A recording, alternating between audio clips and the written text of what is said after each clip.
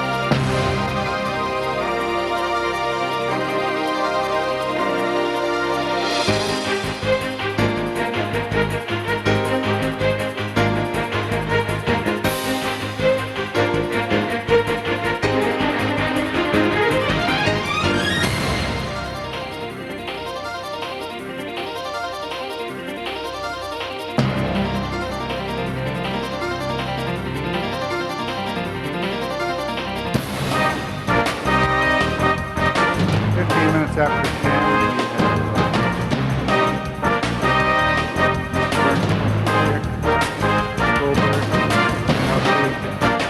Pacheco, Mr. Padilla, Mr. Savarnich. We have 8 members present. We need 2 for a quorum. It's 15 minutes after 10, and we don't know adjourn for lack of a quorum. Mr. Fuhr, Mr. Hernandez, Mr. Holden. Mr. Hernandez is here. We need 1. Mr. Ridley Thomas, Mrs. Walters, where are you?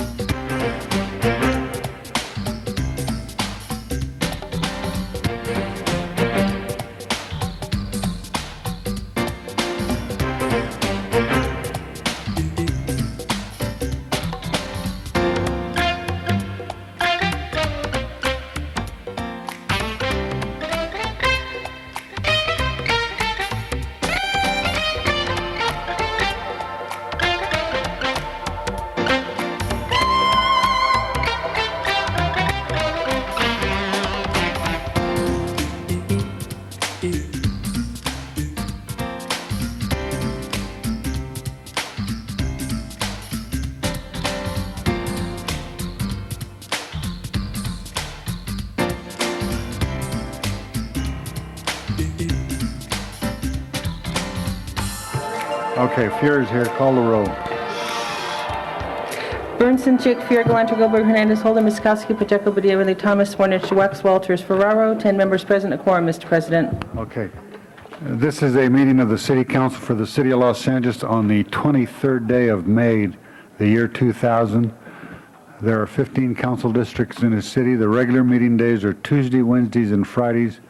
We are currently being viewed by cable subscribers throughout the Los Angeles area on Channel 35, and we're also being monitored by council phone. First order of business. Approval of the minutes. Our Mr. Burnson moves, Ms. Goldberg second. If there's no objections, unanimous vote. The next item. Commendatory resolutions for approval. There's no objections, unanimous vote.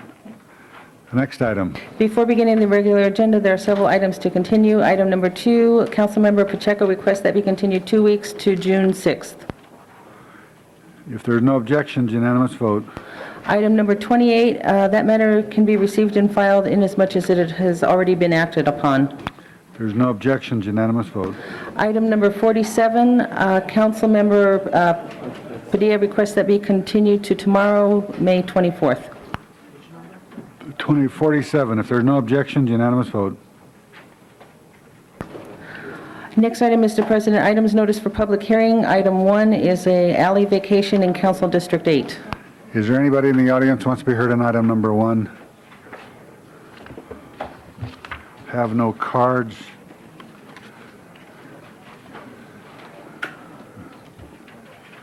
Seeing none, the public hearing is closed. Any discussion on item number 1? If not, prepare the roll. Tabulate the vote. 12 eyes. That is approved. Next item. Next item, Mr. President, item number 3 is the mayor's veto message and ordinance second consideration. Item 3 is called special. Mr. President, Yes. I'd like to request, if I might, that we could take 3, 5, and what was the other And one? 17. And 17 together? Yeah. Thank you. So we'll call all those special. Okay, the next item. Items for which public hearings have been held, items 4 through 29. Anybody in the audience wants to be heard on any of those items? 4 through 29. 25. Now we're checking on a public hearing right now. Anybody want to be heard? Seeing none? On 4, you have to receive and file. Yeah, I know. The public hearing's closed. Mr. Burnson has called 25 special. Any others? 16 is called special. 16?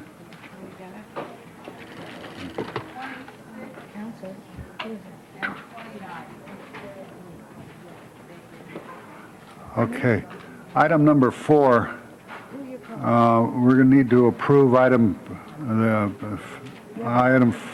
1 and receive and file item 2.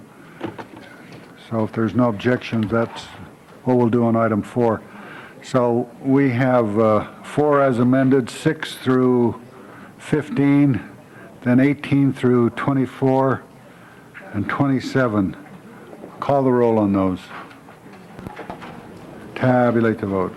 12 eyes. Those are approved. Forthwith on item 4. Yes, they're called special. Okay, they just aren't listed, that is. Yeah. Thank you. Next item. Items for which public hearings have not been held, items 30 through 49. Item 30 is the annual budget resolution. 30 through 49. John, 30 special, please. Wait a while, let me see if anybody wants to be heard. We have somebody on 36 and 54. Okay, anybody want to be heard on any of those other items? On item 36, David Walker. Yeah, we're not ready to hear from you.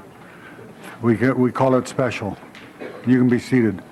Anybody else want to be heard on any of those items? If not, we'll wait, please.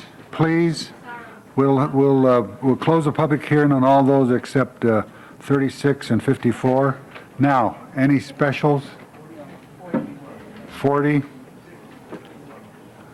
What, Mr.?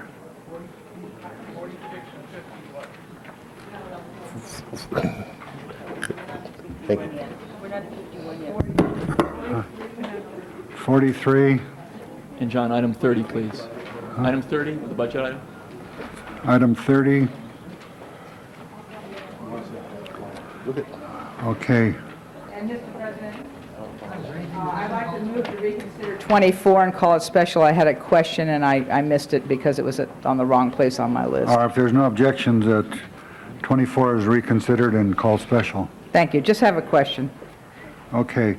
All right, we have 30, let's see, 30 is called special. We have Yes, ma'am. 36 is called special, And- 40 is called special, 35 is called special also by Councilmember Walters. 43 is called special, And on item number 44, Mr. President, that also should be adopted and continued to tomorrow for the ordinance. item 44? Yes, Mr. President. Okay. Okay. Now, no one bother me now while we go through this again. 30 through 49, we have 30 called special, 35, 36, 40, 43, and 46, and 47 has been acted on. Prepare the roll and the balance. What's left? Quite a few. Tabulate the vote. 13 eyes. Those are approved. The next items? On the next item, Mr. President, closed session you wish to hold on the desk. Yes. Next item on the supplemental pages, items 51 through 53 are items for which public hearings have been held.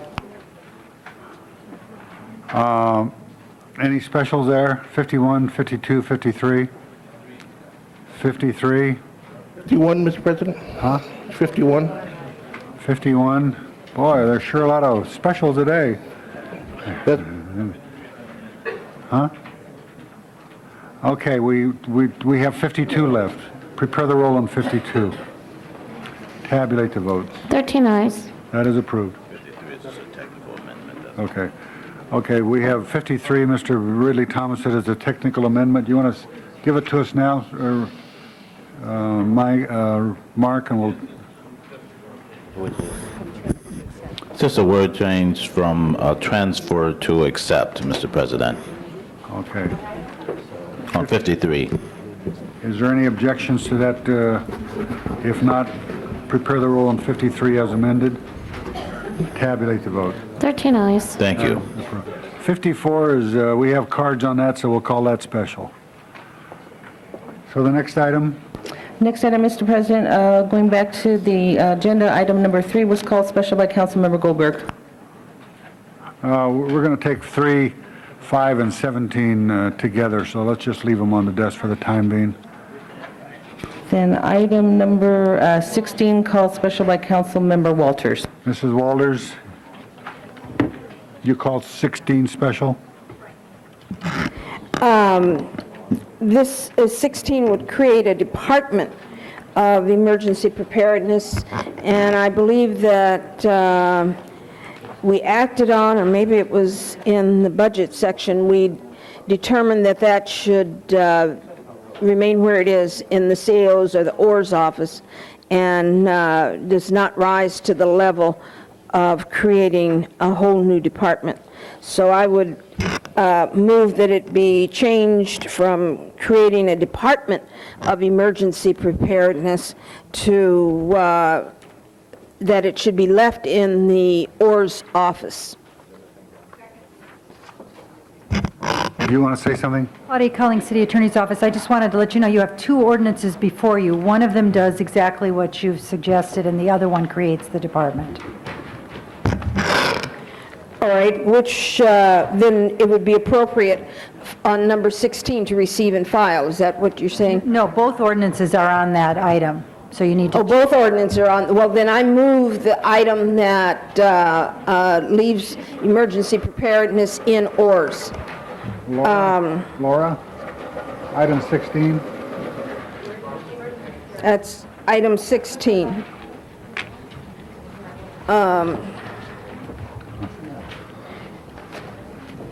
Okay. There are 2 ordinances on the file. One would create the department, the other would leave it where it is. And I suggest that it be left where it is. It just simply does not rise to the level of needing a separate department. I thought we were about the business of streamlining government, not creating additional bureaucracies. Mrs. Chick? Yes, I would like the key staff that discussed this issue before committee yesterday, Mr. Canfield, Mr. Echeverria, Mr. Deaton, if you have comments to make on this? Mr. Fujioka, if you do, and the mayor's staff, if they would like to also join us, because I think it's always, colleagues, very important to be making our decisions where the flexibility in charter language allows it, as it does in many places, this is one of them, to make our decisions based on the merits, on, what is the best and right thing to do. And so, since this just came to committee yesterday and there was not a quorum to pass it on with a recommendation, I would like the full council and the public to hear what was discussed with us yesterday, in whatever order you all feel is best. Let me just make one So correction. clarification and discussion of the merits is what we're looking for. Right, but let me just correct what I said before. I thought from my discussions with the clerk, they were going to be on the same item, but in fact, the technical corrections that do what you want, you'd already adopted in item 52. In item 52? You'd already adopted the technical corrections that leave the function in the department, in the CAO's office. All right, so this one, the proper vote would be to receive and file it. Correct. Well, let's hear from the staff first. I think we've just heard that we had two ordinances and we adopted one without consent, and I'd like to reconsider that, so both are on the desk for consideration as we're discussing the merits of the case. 52 is an ordinance adopted second reading without being called special, which affects item 16. So I'd like to ask for reconsideration. Mr. President, I second the motion to reconsider item 52 at this time. Hold on. If I may, Mr. President. Mr. Echeverria? Let me clarify. Item 52 is an ordinance that makes the technical changes that are required by the charter in order to make it consistent with the charter. Item 16 is the one that addresses the policy question of whether or not the function will be moved up. So they're not in conflict. Right. It just accomplishes the changes you would have to make it consistent with the charter. Item 16 allows you the ability to make that transfer of powers if you so decide. So they're not in conflict. Okay. Right. It's exactly for these kind of clarifications that I've asked our expert staff on the subject. So perhaps we could start with the city attorney explaining the ordinance, the item that's before us here, and any clarification that's needed, and then in terms of arguing or discussing merits, we have other staff.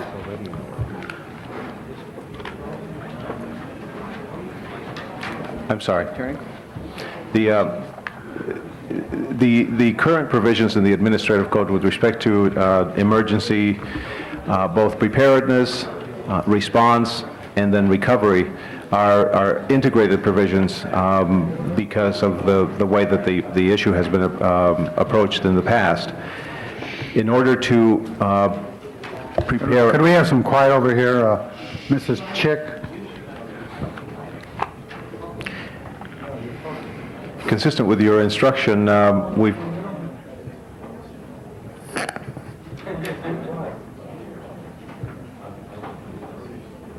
I'm sorry. Pursuant to your instruction, we've prepared an ordinance that would create a Department of Emergency Preparedness, which assigns to that department the one aspect, which is emergency preparedness, and limited aspects of both response and recovery. That ordinance is the ordinance that was considered yesterday in committee, and Ms. Culling can give you a little more detail as to what it does provide.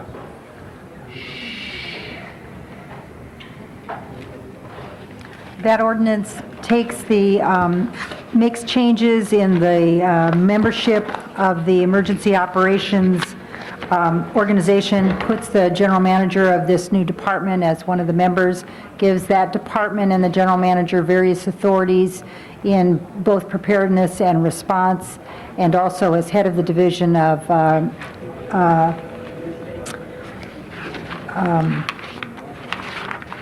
in 8.60 of the code of recovery and reconstruction.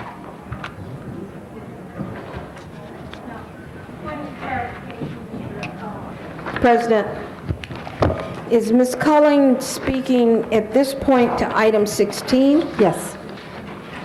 All right, and if you would clarify for me again, your voice was kind of soft, that 16 makes the charter changes that would create the new department.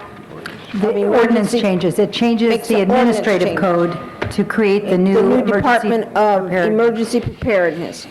52, on the other hand, that I understand we're considering along with this, makes the changes or that would leave it in the office of ORS. You adopted the ordinance in 52, and that would leave it in ORS. All right, so now, if we wanted to leave it in ORS, what would be the correct procedure at this point? To receive and file this ordinance. To receive and file which one? The 16 is what's before you now. You've already acted on 52.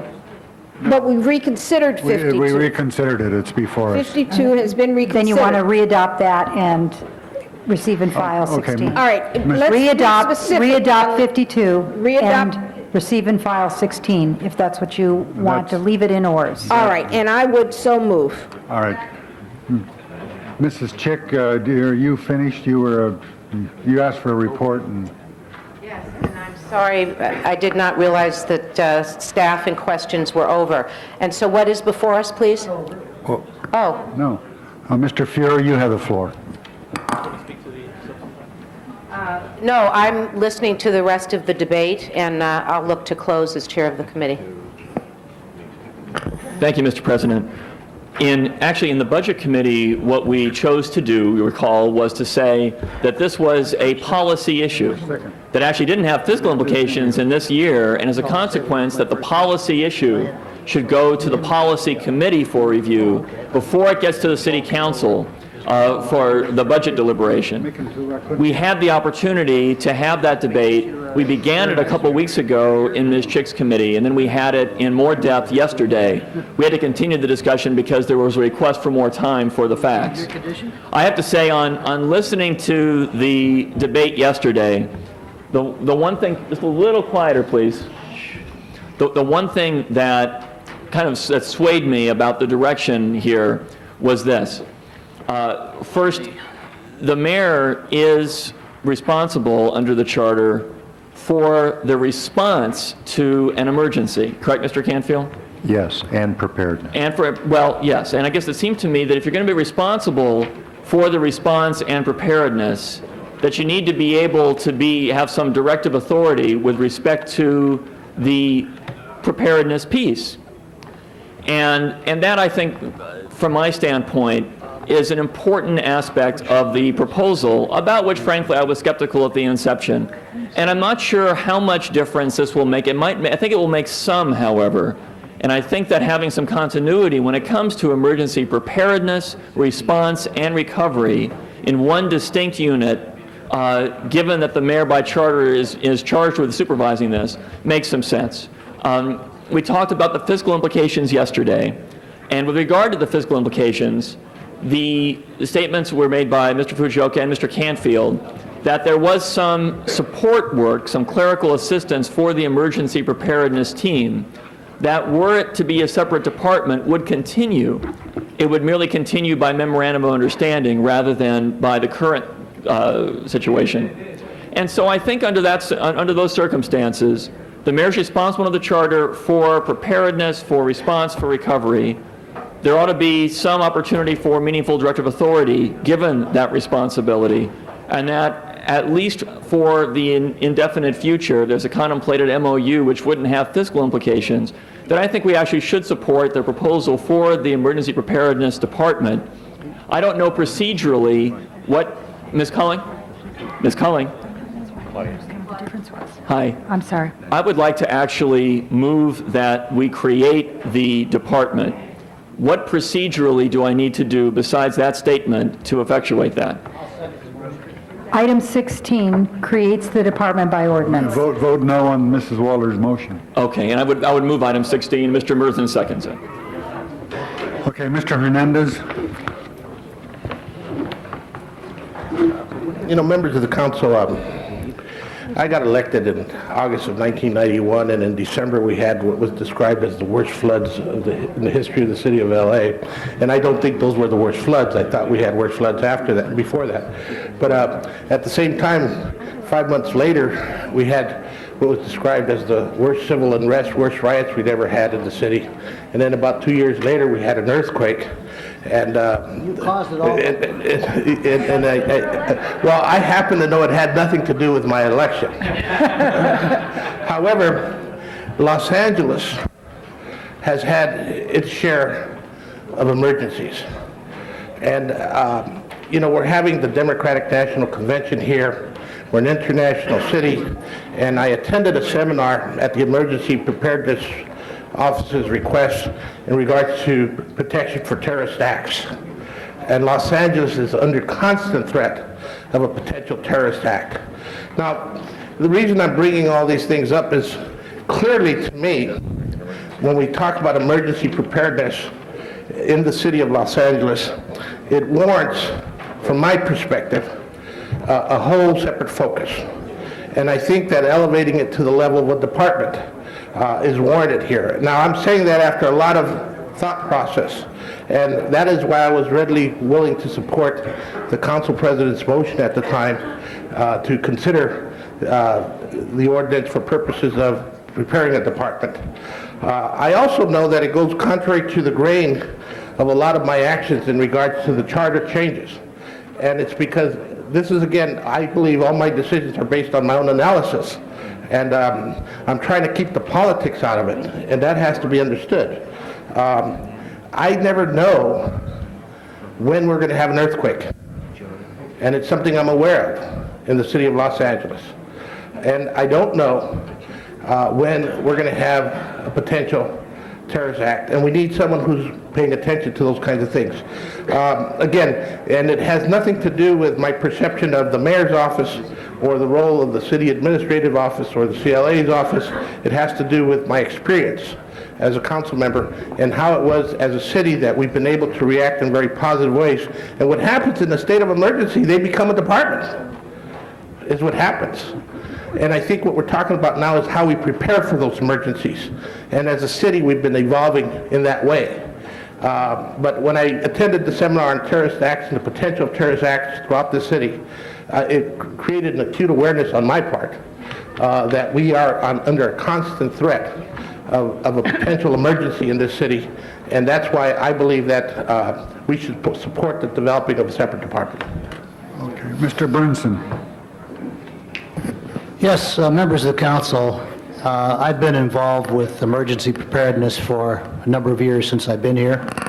And let me tell you, it's an area that we cannot take for granted or underestimate the need for. And I would strongly urge that we develop this new department. I would strongly urge that the mayor keep Mr. Canfield on as the department manager because he's been very actively. You wouldn't want to do it? Well, I think would initially, the incumbent would be Ella Stanley. Oh, I don't care who the incumbent is. The main thing is that it's established, okay? That'll be up to whoever the mayor is, who they appoint, whatever, but I know that I've had a history with Bob Canfield. He's been very, very instrumental in helping protect our city. It's important that we do this because I think Mr. Hernandez stressed all of the various things that happen here, plus some things that are developing in this new world with terrorists and other things that we need to be prepared, and we need to have a department that concentrates on getting us ready. One of the things that helped us a great deal in the Northridge earthquake was the fact that we were prepared. We had ordinances in place on buildings and so forth, and we had a procedure to follow, and it worked. That doesn't mean we can't do better, and we should. Are we going to continue under this ordinance, the new Office of Emergency Operations that consisted before? Yes, operationally. Operation Emergency. The Emergency Operations Organization remains. Yeah, it will remain, and it will stay under that department, and it will consist of the various departments of the city that are involved. That part is part of the good procedure that will stay. And I would strongly urge that we do support this new department. I would ask for a no vote on Ms. Walter's motion and to approve the measure which is before us. Okay, Ms. Goldberg. Mr. Fujioka, who is currently in charge of the emergency preparedness now within the CAO's office? Not the name but of the person, but the position. What's the name of the position? Well, the person is Alice Stanley, who reports to myself, and I function as the emergency operations coordinator. This person is paid less or more than a general manager would be paid? Of a Less than a department? general manager. Less than a general manager. I presume the department would probably have an assistant general manager? Yes. So basically, would there be other additional costs besides the difference between that position and a general manager and an assistant general manager? Well, at the beginning, there'll be some basic costs involved with some moving and the moving of furniture and hooking up some lines and so on. But I had mentioned during the budget process that if the policy decision is made, we would handle the cost, being that we, the CAO, within our existing budget. I also caution that down the line, there's potential for additional administrative costs if a decision is made to cancel the MOU between our office and the new department and establish their own administrative unit, budget unit, personnel unit, payroll, and so on. So there is that potential. My concern is really one of costs. I think the mayor, whoever the mayor is at the time that there's the next emergency, will be in charge no matter what, as the mayor was during Northridge, completely in charge and did a wonderful job. So I don't think where it is the key. For me, it's the same question again. Are we just going to pay more money to do the same things that we're doing now? I don't see any way or shape or form where the mayor of the city at any period of history wouldn't be in charge in the case of an emergency. First of all, the mayor has to declare the emergency, and secondly, they're just the only citywide officer that's the chief executive. They're going to be in charge. To set up a department, in order to set up a department, to me, doesn't make any sense. We've gone through some terrible crises in this city. Doesn't seem to be broken to me. I don't think if it's not broken, we should fix it.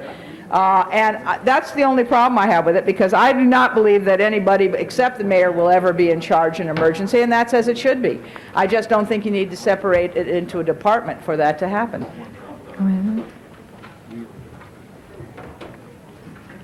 Chair recognizes Ms. Miskowski. Thank you, Mr. President. I think those who have talked about the need for a separate department have the right approach. We need to elevate emergency preparedness. We aren't just talking about emergency reaction or reaction to an emergency, but significant, serious, consistent exposure and pronouncement of the need to be constantly prepared, the need to have a department, the need to elevate the importance of it in our city to the level of a department general manager and not just a coordinator, which always is going to seem somewhat part-time, somewhat less than the level of importance that I think the creation of the department would provide. And I think it's timely. We, as I say, I think unfortunately as a society are heading more and more in that possibility. I think as much as we've talked about risk management, emergency preparedness is the same kind of thing. It's an important element that we need to maintain constant vigilance on, and I think that those who have suggested that we create the department as the ordinance calls forth is the right approach to elevate it to that constancy of importance. Mrs. Chick. Yes, colleagues, I think the work on charter reform has been long, and we are at the completion of it. And probably that is one of the biggest reasons why I rise to strongly suggest that we vote for this item and move forward with creating the Department of Emergency Preparedness. The mayor has made it very clear that this is something that he wants, and based on the numbers as they played out on risk management in the Office of Finance, I think it's a waste of our time and energy and focus to drag out a disagreement here that has possibilities of improving the way government is done and is part of the process here with mayoral veto and overriding it. And I think it's just in the best interest of the council and the mayor, the people that we serve, in this city to move forward today and pass 16 and not drag this out any longer. Thank you. Mrs. Walters? Thank you, Mr. We'll President. take 54. I'm flabbergasted this morning, council members. We sat through a budget debate on this issue, and if I'm not mistaken, the entire ad hoc committee determined that given the additional cost of creating a new department, that that was not the best idea at this time. When we talk about, and I can only surmise as to what has happened between then and now, when we look at the potential of a terrorist act, there's always a potential of anything. There's a potential of me walking out of this building and get hit by a car and killed. There's the potential of me falling off the balcony of the place where I live and getting killed. There's a potential of me just dropping dead right at this table, and that has occurred in this city. One of the councilmen who unfortunately that happened to. There's always a potential of a disaster. Does that mean we ought to have a separate department sitting there waiting for disaster to happen that may or may never come? When I look at the last 70 years of this century, we've had 4 earthquakes, one in 36, one in 71, one in 88, and one in 94, earthquakes that rose to the level of a disaster. We've had 2 civil unrest events, one in 65 and one in 92. Now that was 6 events that were called upon for all of the resources of the city to respond to a disaster. And as Ms. Goldberg said, whomever the mayor was at that time, he was in charge of those events, or the response to those events. He wasn't in charge of the events, he was in charge of the response to those events. And we all know that we survived all of them. We're here today, bigger and better than we were before all of those events. And I believe that this is an unnecessary cost and expense for us to bear in this budget. The money that will go to this would be better spent on other things. It could go to pave some streets, it could go to after-school programs, it could go to the library, it could go to any number of things that I know all of us are interested in. And we also need to keep in mind that we need to put money away in this reserve for this extraordinary uncertainties. Thank you, Mrs. So I would urge that we vote no on this, as we did in the Ad hoc Budget Committee. Okay. Mr. Holden?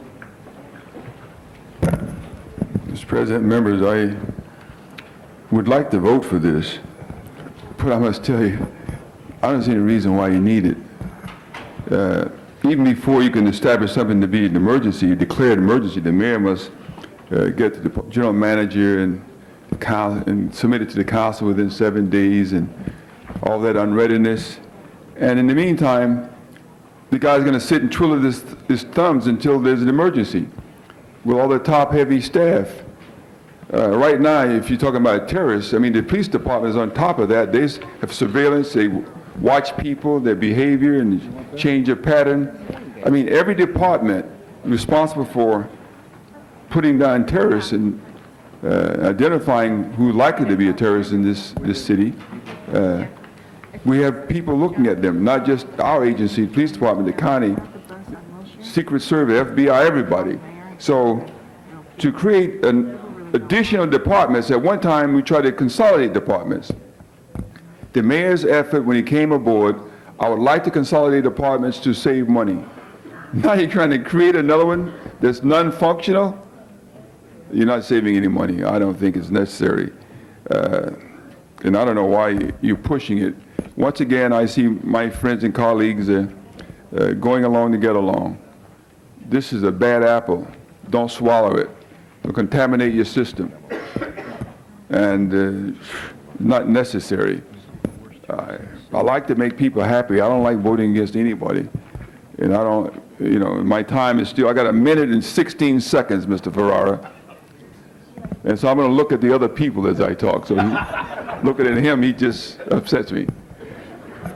But this is not a good idea at all. Mr. Holden, just remember that. Then you owe me 1 minute.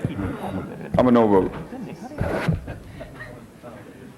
Okay, Mr. Fuhrer, Mr. Fuhrer moved the previous question. Mr. Deaton? I'd just like to clarify. Item 16 creates the Department of Emergency Preparedness. Item 52 is required regardless of what you do. You need to pass 52 no matter which way you're on the issue. Okay. And if 16 doesn't pass, it remains in ORS. If 16 does pass, then there's a new department. Okay, now we have Mrs. Walter's motion to, a no vote would reject Mrs. Walter. My motion was to vote no on 16, thus leaving it in ORS. And that was what I understood from Ms. Okay. Culling. So we have 16 before us. Prepare the roll. No vote. No vote. Prepare the roll. Tabulate the vote. 9 ayes, 5 noes. That is approved. Now we have, It's over. huh? It's over 1 week. 52 has to be voted on. It's over 1 week. No. Yes, it's over 1 week. Yeah, just go. First reading. It's an ordinance, so it goes over 1 week. And Ms. Sikowski, shall we vote on 52 now? All right, prepare the roll on 52. No, 52 is a yes regardless of your position. Yeah. Prepare Thank you the very roll. much. Tabulate the vote. 14 ayes. That is approved. Okay, Mr. Holden has asked that we have some people who want to be heard on 54, and he suggests a 5-minute public hearing. If there's no objections, we'll take 54, and we'll let those who want to be heard to Come on up there. pick out who they want to be heard to speak on their behalf. The time is running. Mr. President, I want to be recorded as a yes on the last vote. I made a mistake. Okay, that's item 16. Yeah. Good morning, I'm George Richter. I'm a recovering sport utility vehicle owner. I've recently fallen off the station wagon, but that led me to discover our wonderful subway and the wonderful streetscape program that has been launched with the help of our Wilshire Center Business Improvement Corporation, the help of Councilman Nate Holden and John Ferraro, and it is beautiful, our streetscape. And the last thing we want is a dedicated bus lane that rips the guts out of Wilshire Boulevard. Now, during my recovery, I had a chance to do some serious study about mass transit, and I'm here to share with you one line of wisdom that I have learned about the MTA. It comes from a 50-year-old book by Jack Douglas, and the wisdom is this. This should be the new MTA bus sticker, bumper sticker. Never trust a naked bus driver. Now, MTA has come out and flim-flammed us in public meetings, supposedly getting our input. And what we would like to have is some monorails, light rail, and other things, but not big buses lumbering down the boulevard. Thank you. Thank you. You just have 5 minutes, so who's next? Good morning. My name is Steve Kramer. I'm here appearing on behalf of the Miracle Mile Chamber of Commerce. Been asked by the Miracle Mile Residential Association to appear, and I'm also speaking as a member of the Board of Directors of the Wilshire Park Homeowners Association, and I'd like to turn the mic over to Walter Marks to take my time. Thank you. Wally Marks, property owner on Wilshire Boulevard in the Miracle Mile, and also the president of the Miracle Mile Civic Coalition. As a commercial property owner and not just a civic leader for the community, one would think that I would benefit financially from this rapid bus along Wilshire Boulevard, and that is not the case. Removing the islands, the curbside parking for a dedicated rapid bus lane will destroy over 13 years of community effort and beautification for the mile. The aesthetics and the historical fabric makes our community thrive and bloom. There are better ways and better means for all agencies involved to move traffic along the backbone of this city. It is simply wrong for the council today to vote down this motion. Thank you. Okay. Who's next? Good morning. Andrew Miliotis, President of the Wilshire Center Business Improvement Corporation and a resident of the Miracle Mile area. First, I'd like to address the motion itself. As I understand the intent of the motion, it is to oppose the Wilshire Bus Rapid Transit System, which is a dedicated busway that is being studied by the MTA. There's a little bit of confusion over the use of the term rapid bus and bus rapid. Rapid bus is a different system that is going into effect next month that is technically unrelated to the bus rapid transit, which is what we really are opposing. The bus rapid transit, dedicated busway down Wilshire Boulevard, really makes no sense. We have a 70-foot right-of-way. As proposed, this is going to take away 2 lanes of traffic. It's going to take away parking. It's going to eliminate, at least according to the MTA's own study, half the left turn lanes along Wilshire Boulevard. It just makes no sense. This is tantamount to watching a small child try to put a round peg in a square hole. Thank you. There's a good analogy there. Who's next? Your name is? My name is Donna Dalton, and I'm president of the Wilshire Center Chamber of Commerce. And thank you for hearing us today. I am representing the Wilshire Chamber and the community, and we are specifically opposed to MTA's proposal for a dedicated bus system. As Mr. Miliotis explained, this is the system that's referred to by the MTA as the BRT, the Wilshire BRT, Bus Rapid Transit, not the Rapid Bus. So please make sure we're clear. It is the Bus Rapid Transit System, the Wilshire BRT, which we oppose. Thank you. Next. You only have a half a minute left. My name is Gary Russell. I'm the advocate for the Wilshire Advocacy Coalition, the facilitator for that group, I'm sorry to say, meant to say. We represent basically all organizations, all business and residential organizations along the Wilshire Boulevard in Wilshire Center and Miracle Mile. We oppose the Wilshire BRT. Thank you. Lynn Cohen. Yes, Lynn Cohen, representing Miracle Mile Civic Coalition. We oppose the BRT as well. We desperately need your help on this in a timely fashion. Okay. We thank the council, Holden, Savornich, Ferraro, and Hernandez for taking this opportunity. Please do not let this go forward and destroy the work we've done. Thank you. We do have somebody from the MTA that wants to be heard. David Myfurger, what is it? David Meager. Meager? Thank you, sir. Oh, you sure spell funny. I am the person who has been going out to the community for the last 6 months talking about this Wilshire BRT proposal and trying to get some consensus about how to proceed with our studies. The 2 things I'd like to say today, I want to echo that the Rapid Bus does not appear to be the project that any of the community is opposing. The Rapid Bus is starting next summer. We would hope that if this motion passes, you change the name of in the motion from Rapid Bus to Bus Rapid Transit. The Rapid Bus has community support and is proceeding next month. With regard to the BRT, there's 2 reasons why we're proceeding with this project.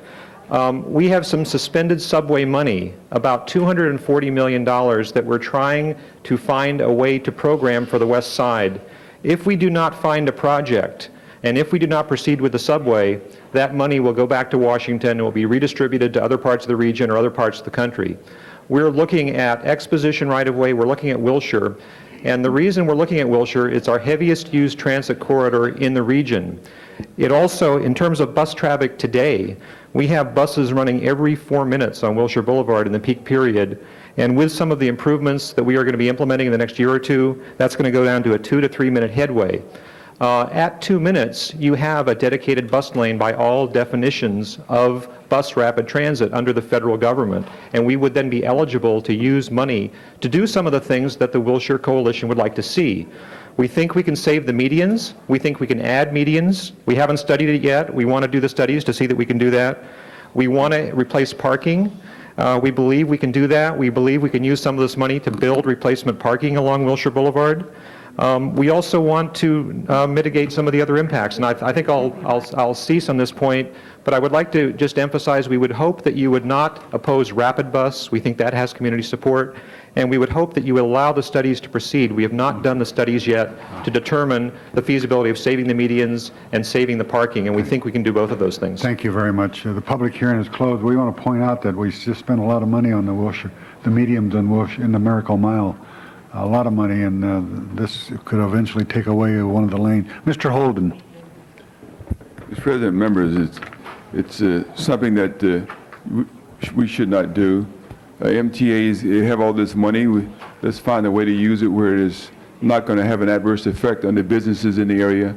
The Chamber and the Wilshire Mile people have gone to great lengths to restore the image of Wilshire Boulevard and make it desirable for investments once again, and that's what they're doing there. You'd have to remove even the whole parking lane where you have parking there. In order to accommodate the businesses, they would have to be removed. I'm sure when these plans are finally developed, you won't even recognize Wilshire Boulevard for being what it is today.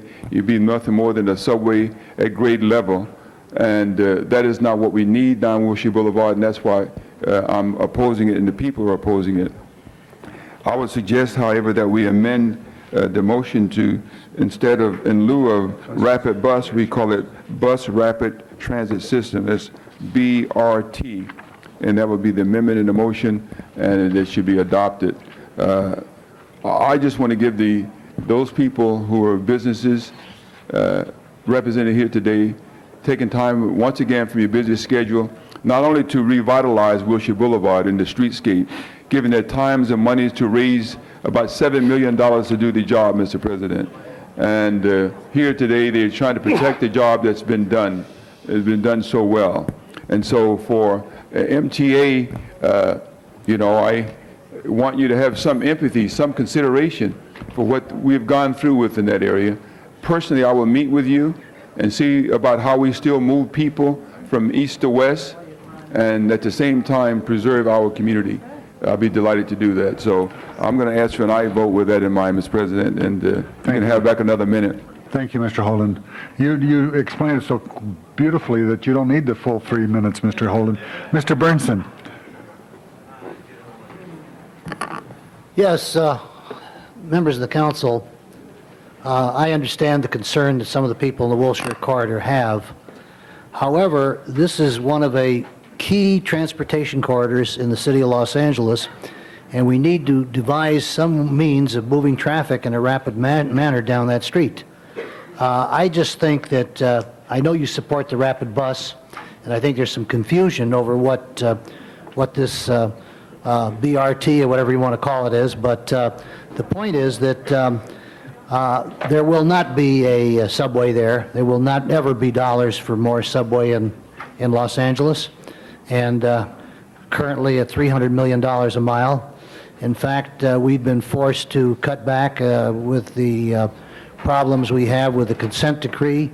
It's doubtful that very much rail will be built, even surface rail. In fact, an area in the San Fernando Valley that would have been ideal for the Chandler-Burbank corridor is going to be busway. So this is the way of the future, and realistically, what we have to deal with the dollars that are going to be available. And with the advent of the 5 million additional people that are expected in this region by the year 2010 or so, we're not going to be able to move on our freeways or on our streets. So it's very important that we provide alternate means of transportation for people. Even those that can afford automobiles are not going to be able to move because it'll take you hours to get where you're going. And for those of you that have been driving lately, just take a look at what it is like today and just imagine, look back 10 years and just multiply that, because it's mushrooming on how long it takes you to get where you want to go. You're going to need public transportation that can move.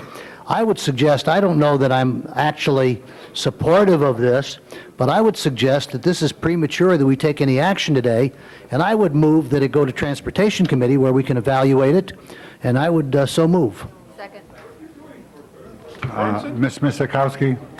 I appreciate Mr. Bernson's comments because I too felt uncomfortable voting on this because what this does, members of the council, is close an option and say that we're not going to study, we're not going to look at this consideration on what is one of the, in fact, the busiest corridor from the downtown area through the west side.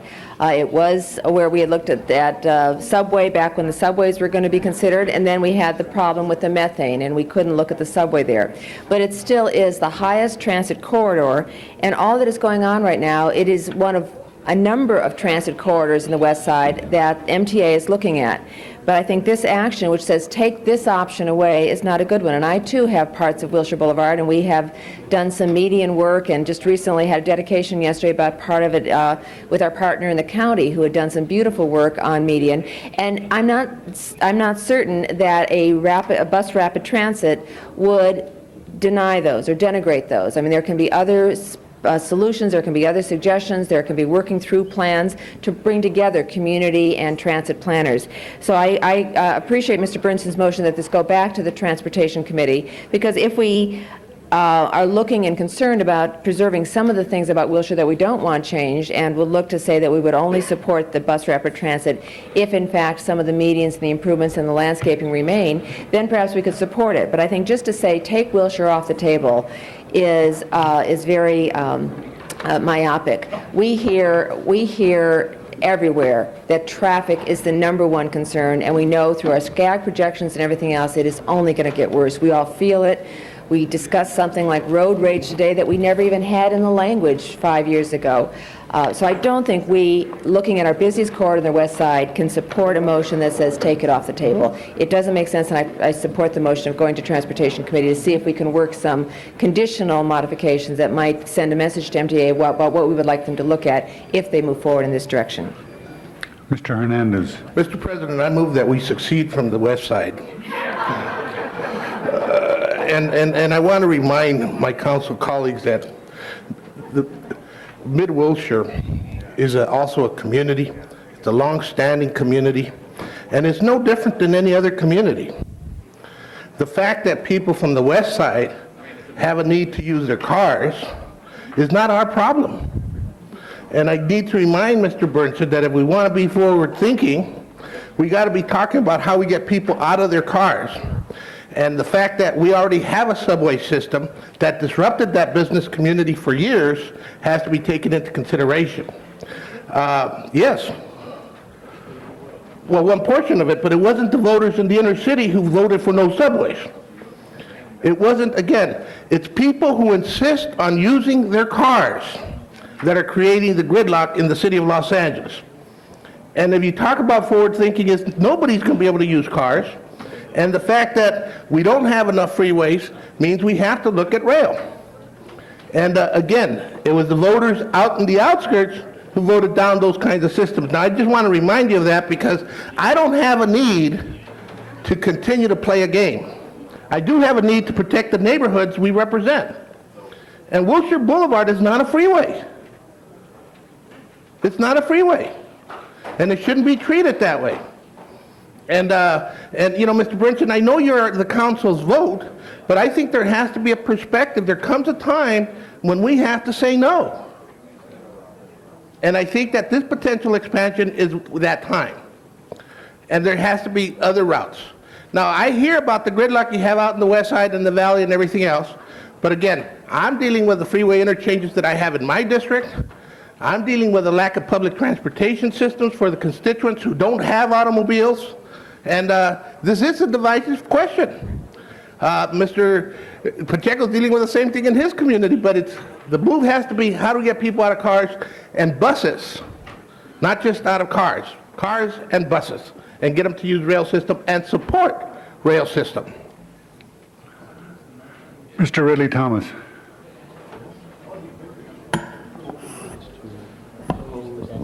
Mr. President, I think it's time for the previous question, is it not?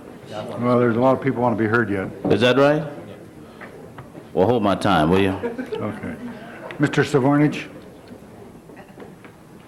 Thank you, Mr. President. Members of the council, I see that the Department of Transportation staff has arrived, and I would like to invite them to the center table if they would. I was a seconder of the motion as a courtesy to Mr. Holden and Mr. Hernandez in order to get some of the information before this council, because this is an issue which is important to Mr. Holden and the constituents of his district. One of the things to which I would like to ask Department of Transportation is that what process are we in regards to the issue? What part of the process have we engaged in? Where are we at? I was an original seconder of the motion which had this item before the Transportation Committee. I was one of the two seconders which brought this item out of the Transportation Committee before this council. Now there's a motion to send it back based upon some information that we received from MTA staff this morning, that the only thing that we are engaged upon right now at the MTA level is going forward with a study, which I believe could be an EIR at this time, or going forward with an EIR, but there is nothing definitive on the drawing board that the BRT is going to go forward. It's just studying it at this time. And so what I would like to find out is whether or not a vote to oppose at this time would be premature, since the study had not been conducted, or whether or not this should go back to Transportation Committee as recommended by Mr. Burnson, pending the EIR being evaluated, and to see whether or not there are any legs to the proposal that we have, or are we just engaging in a drawing board scheme here. Ms. Banerjee?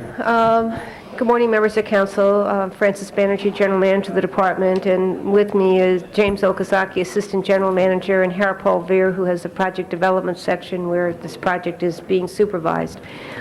You're correct, Councilman. This is at the outset of the process. MTA is facing a situation where it's trying to improve its bus service in the city of Los Angeles. And as we've reported to council before, about 80% of the riders on the MTA service are city residents. It's very important to everyone that bus service be improved for city residents and visitors. This is one of a whole host of studies that MTA is doing. They're looking at about 5 major corridors throughout the city. They're structured the studies in the forms of environmental studies so that they can, once the information is in, take action on all the information brought to them. This is at the very beginning of that study. I believe that MTA is in fact holding its first public meeting Well, as my time expires, I just wanted to ask one question. In the opinion of the department, would a motion at this time to oppose the BRT be appropriate or premature? We would always rather have our department have time to look at the material, participate in the study, and bring you actual information on the project before you acted. So would it be the department's request that this issue be heard in committee think it's prior to us appropriate voting to- no, or would it be appropriate to support Mr. Holden today? That would probably be the best way for the council to act, is let the committee oversee the whole study while it's done and make sure, and we could work with the committee, that no action is taken on the project without the committee hearing it first and the matter coming back here to council with some information. Thank you. Ms. Goldberg?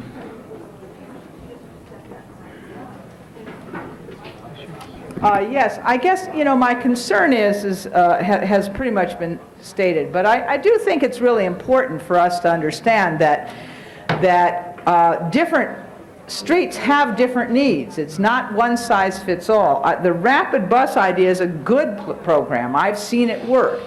But that busway, to take out 2 lanes on Wilshire, to take out left turn lanes on Wilshire, to take out parking on Wilshire, this is an area, particularly in the Miracle Mile, that has been struggling to get back on its economic feet. There are signs that that's going to happen.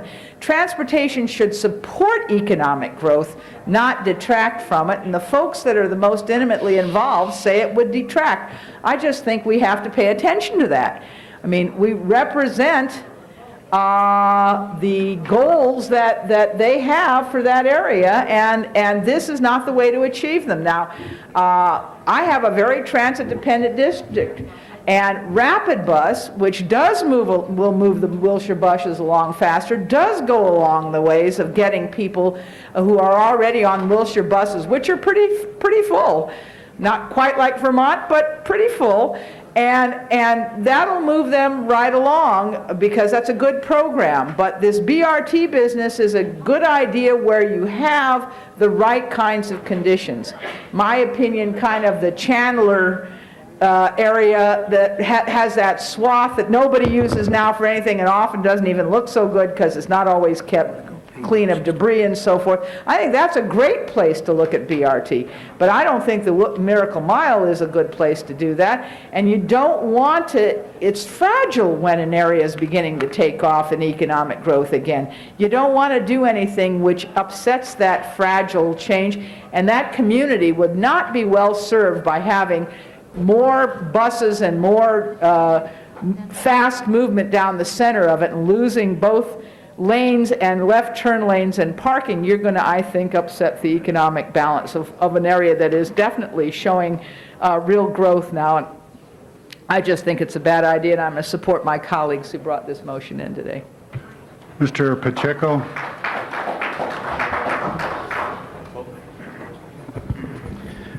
The only point I wanted to raise, Mr. President and colleagues, was that whatever position we have on the motion as it stands, I believe the substitute motion is out of order. We should either vote on this as it's stated, and if Mr. Holden wants to introduce a new motion to oppose with the other system, then we should discuss that as a separate item, as a separate motion.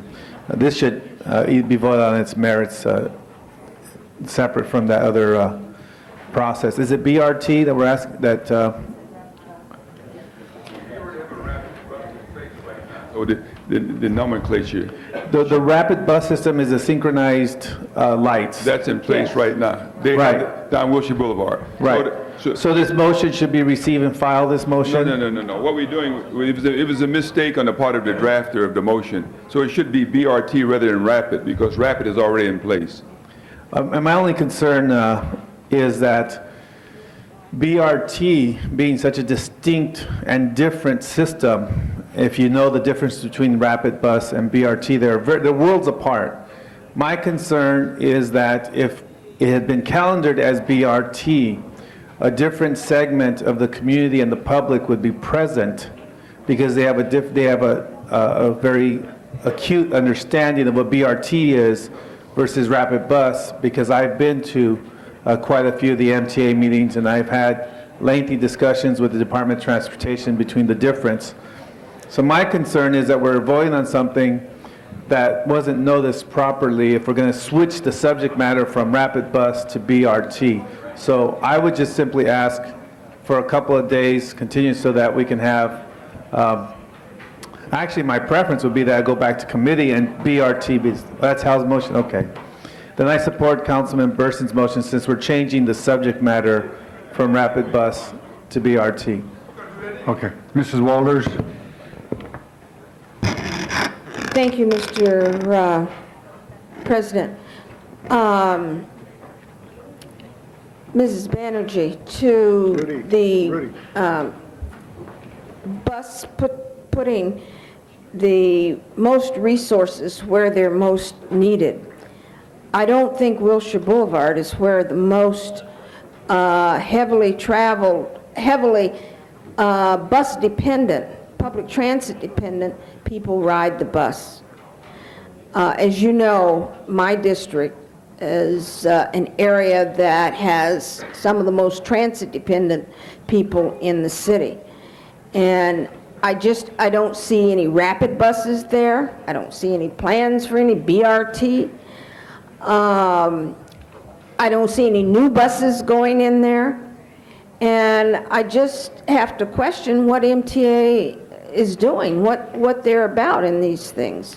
Well, I don't want to be here speaking for the MTA, but let me explain what this whole program is. Both we call it priority bus in the department, but using the traffic signals to move buses, as well as MTA's proposal to, in some cases, dedicate lanes for buses, is dealing not with addition of new bus service on the route, but the portions of their existing service today that the performance is poor because of the amount of time the bus is spent in congestion. And both of them are really dealing, they're different tactics. They can be used in combination to deal with buses on congested streets. Wilshire Boulevard does have one of the heaviest volumes of buses, and increasingly the buses are moving slower on the street. And that was the rationale for MTA looking at not so much the number of buses that are allocated to areas of need, which is absolutely appropriate. Okay, my time is ringing. But the operational aspects. Well, has anybody looked at CD9? Have they looked at buses on Central Avenue, at buses on Avalon, at buses on San Pedro, at buses on Vermont, and to see how quickly they're moving, and why aren't we doing something to get those moving more quickly? And I don't think that we keep adding buses. I think the buses themselves add to the congestion. Which they do. Pardon? That's true. But I just really don't know why they would single out Wilshire Boulevard and not pay attention to other areas of the city that are more congested, where the buses move slowly, very slowly. Besides, and the service is awful. I mean, I agree with you on the areas of need, and actually one program that we want to do is get in some bus improvements on streets even before they may not have the severe traffic congestion of some of our streets, but it's important to improve those service because congestion will happen. Okay. And improve it while you can. Yeah. Thank you, Mrs. Walden. Mrs. Chick?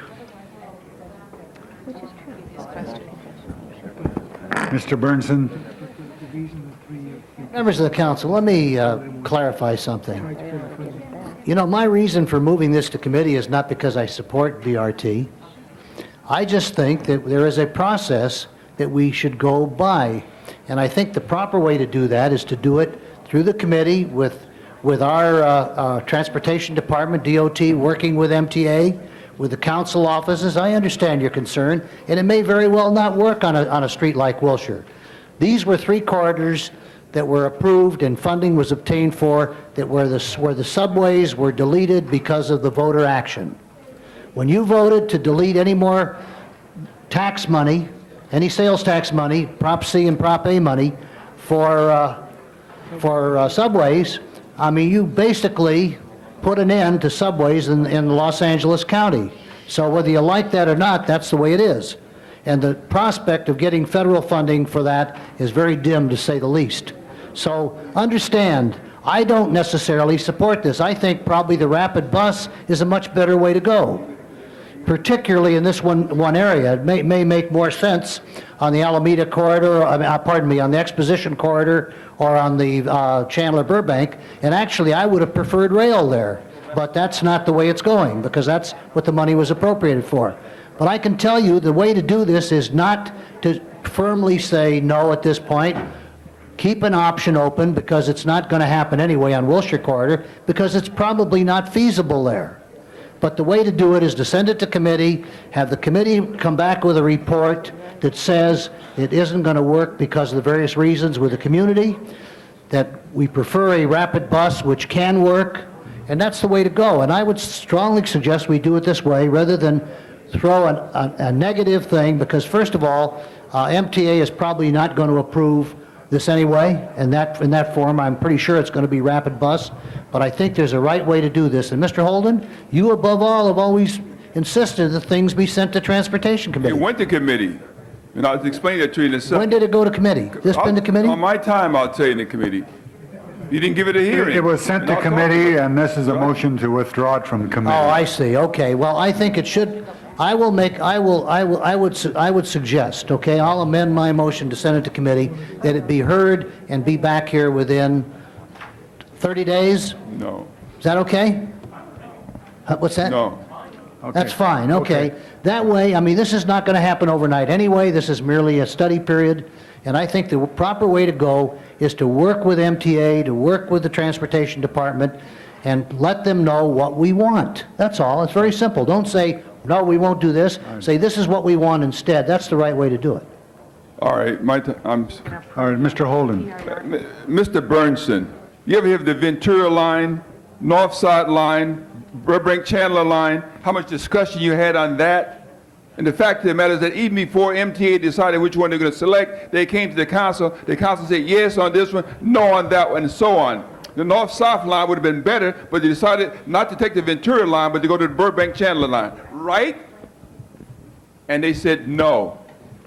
Okay? And then when they decided they're going to go to the Burbank-Chandler line, they decided to make it at grade level. Then the people in the community said no, because they have the religious services on the certain days of the week.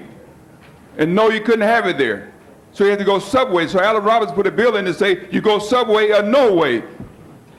And the transportation department shut up on the issue. They come down and blow whichever way somebody tell them to blow. Now this matter went to the committee. Thought I had a commitment that would be heard. These people came down for the hearing. The matter was continued. So I said, wait a minute, John, you represent more of the district than I do. Wait until Beverly Hills come in. They'll get on Zev's back for pushing this. I'm not worried about that. And then we'll see what Cindy will do then. It's part of Zev's district. The fact of the matter is that they don't like it. They don't want it. It's not going to be good for the economy there, or not good for that thoroughfare. Now, the exposition is under consideration. That's an alternative route. The other alternative routes, I said I'd sit down and talk to MTA regarding this. You ask a leading question, should this go to committee? Tell me yes, it should go to committee. That's a leading question. That's worse than they do in court. Is it right? No, it's not right. Should it be heard today? Yes, it should be heard today. Should we give our impression today? Yes. And Mr. Burnson, when that crap starts coming out in your district again, and other people in that district, be assured I do have a recall. And I'm going to tell you how you didn't want to give us a fair hearing. I'm going to remind you of that. It had happened over and over again, and I said, all right, I'll give him a vote this time. But I'm going to remember it. I am representing these people and the people down Wilshire Corridor, and they say no, and I say no. And that's what my vote's going to be, Burnson, and I'm surprised at you. Mr. Fuhr moved the previous question. Okay. Then he withdraws the motion. Mr. Hernandez, you have the floor. Thank you, Mr. President, members of the council. The reason I wanted to stand up and speak again is more of my disappointment of what I hear from the department, and I just want to make sure the department is hearing us. And the department needs to understand that this was already supposed to be on the agenda of the Transportation Committee, and for some reason it was taken off. I think it's important that we basically give a clear message to MTA before they spend any money in regards to this Wilshire corridor, where we stand, and that we better use that money in a way that it makes some sense. But I clearly know where I stand on this system, and I also know I sit on the Transportation Committee. And there was a reason the motion was asking us to withdraw it from that committee.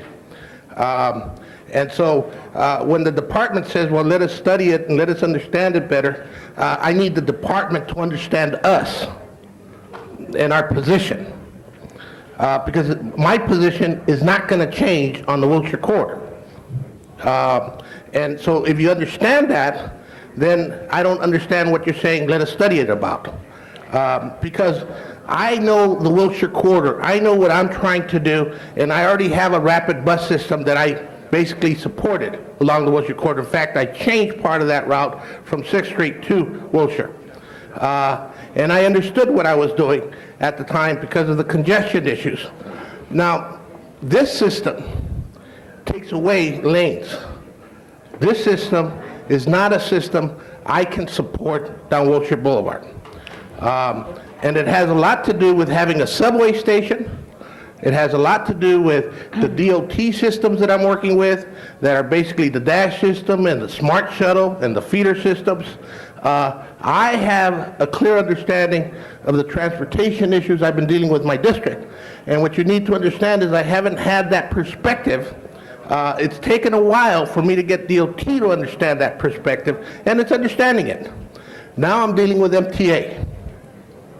And I support local transit systems, in terms of 5-mile radiuses. Right now, I have some long-distance transit systems that I'm supportive. This is not one I'm going to be supporting. All right, Mr. Savornich.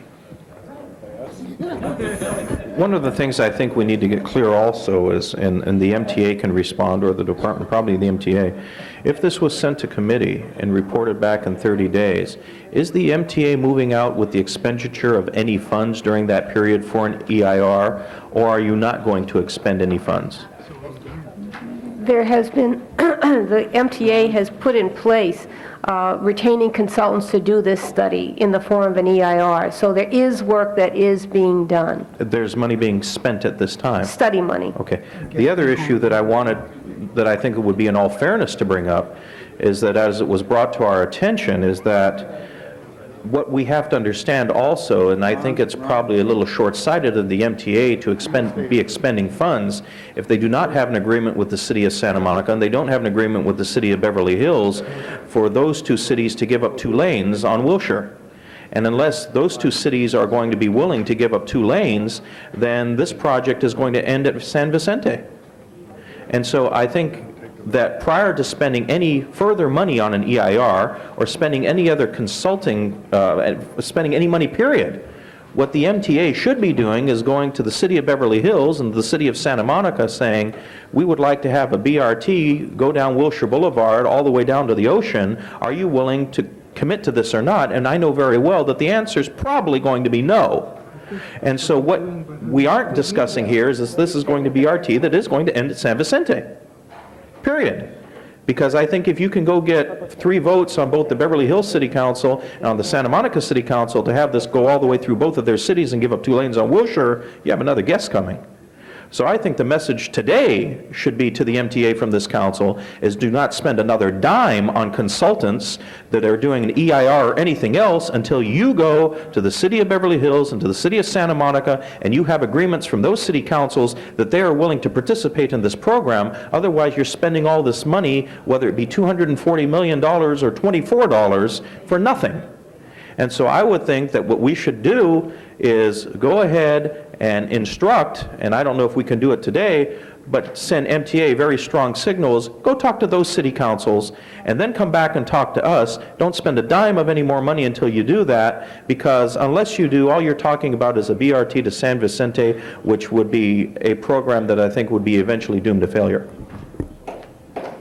Mr. Ridley Thomas, Mr. Fuhr, and Mrs. Chick moved the previous question, and I'm going to say that it's approved.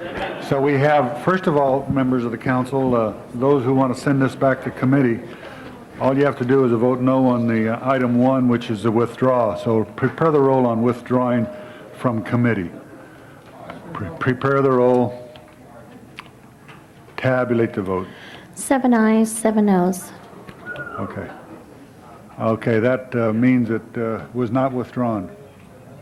So, yeah. Can I ask, Mr. Savornich, we schedule this for our next transportation meeting? Yes. Thank you. Okay, so this matter stays in committee. Okay, now members of the council, we have some, item number 22 is a motion to reconsider. If there's no objection, that will be... It's going to help them out next time. That will be reconsidered. Now we have 3, 5, and 17. Mrs. Chick. And 51 too, Mrs. Chick. 3, 5, 17. And 51.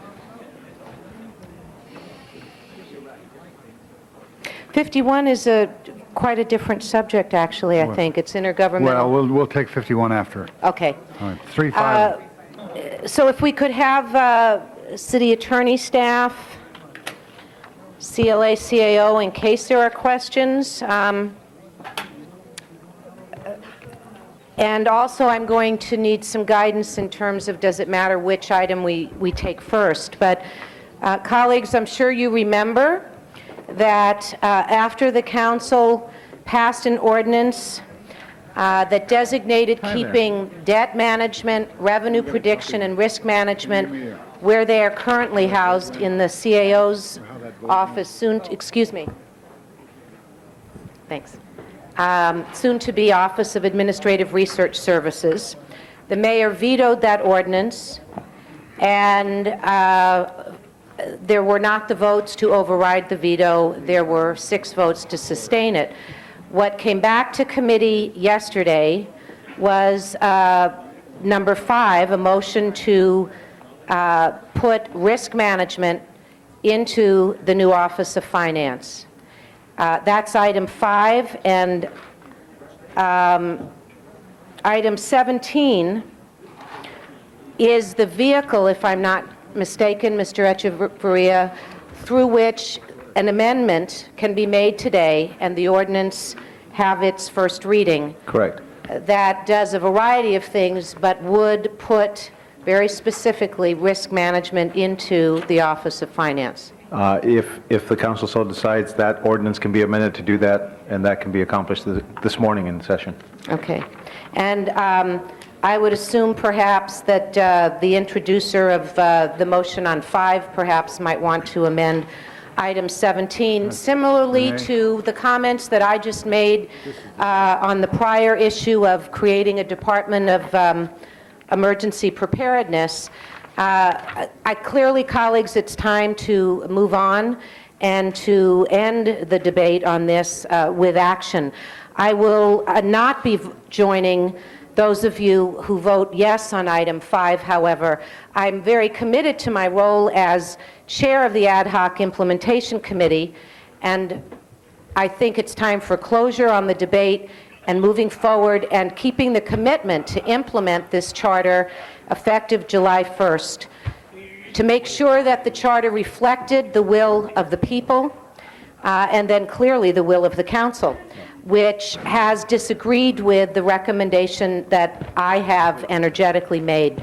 I can't vote for item 5 because I'm still not convinced through all of the discussions and presentations that there is merit and value and benefit to the public to make this change at this time.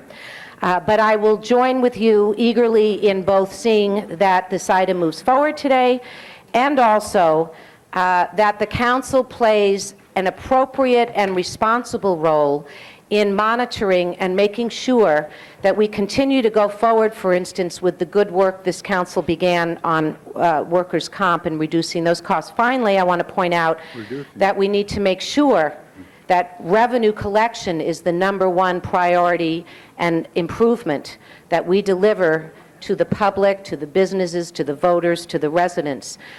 We have all made a very huge commitment of $18 million over 3 years. This is the first year I think we gave around $4 million to TAPS, the computer program that is so in need of update to allow us to do better on revenues. And that first step is going forward today. And colleagues, we have to make sure that we deliver on improved revenue collection. So, All right, Ms. Goldberg. Well, it's certainly not we.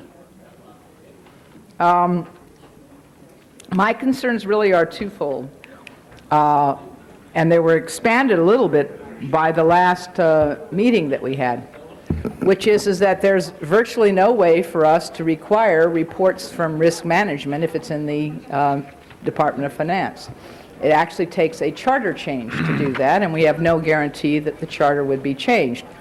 That means that an area involving literally hundreds of millions of dollars a year, there would be virtually no way to guarantee that the council receives not only appropriately timed information, any information.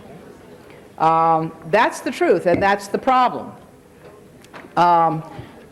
Even having said that, I would still be willing to look at this 6 months again from now, because my principal problem with putting it in the Department of Finance right now is that right now there are relationships that have been established between the collective bargaining units through their Joint Labor Management Committee and individual people in the CAO's office, and that those relationships, in my opinion, because they deal with some of the difficult problems, and the difficult problems, folks, are getting people to return to work early, to return to work, to jobs that are not necessarily even in their own departments. These are tough things to get people to do. The unions on the civilian side have agreed to do them.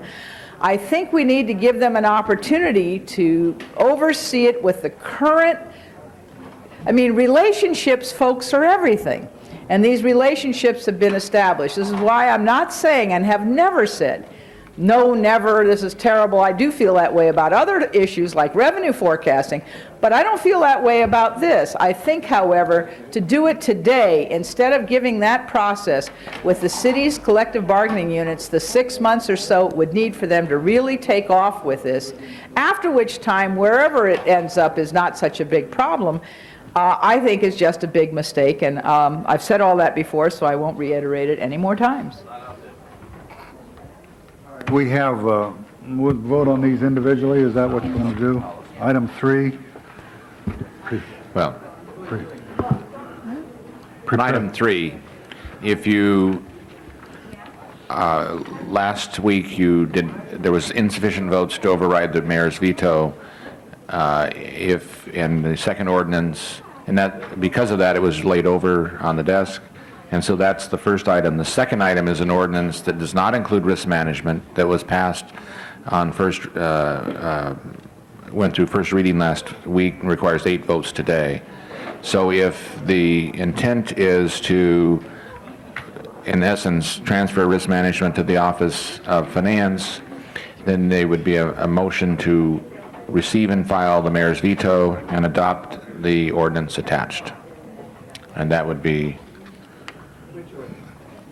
the ordinance attached includes revenue forecasting and debt management in ORS. That ordinance in 3, item 3 has 2 items. One is the veto of the ordinance that includes risk management going to ORS. And the second is an ordinance that does not include risk management for ORS. Given that there was a veto last week, if you are proceeding to include risk management in the Office of Finance and not ORS, the appropriate action would be to receive and file the mayor's veto and to adopt the ordinance attached. Okay. 3. What is your point? I want to make sure that I don't quite understand what he just said, and I just want to understand it. Okay. Item 3 contains more than risk management.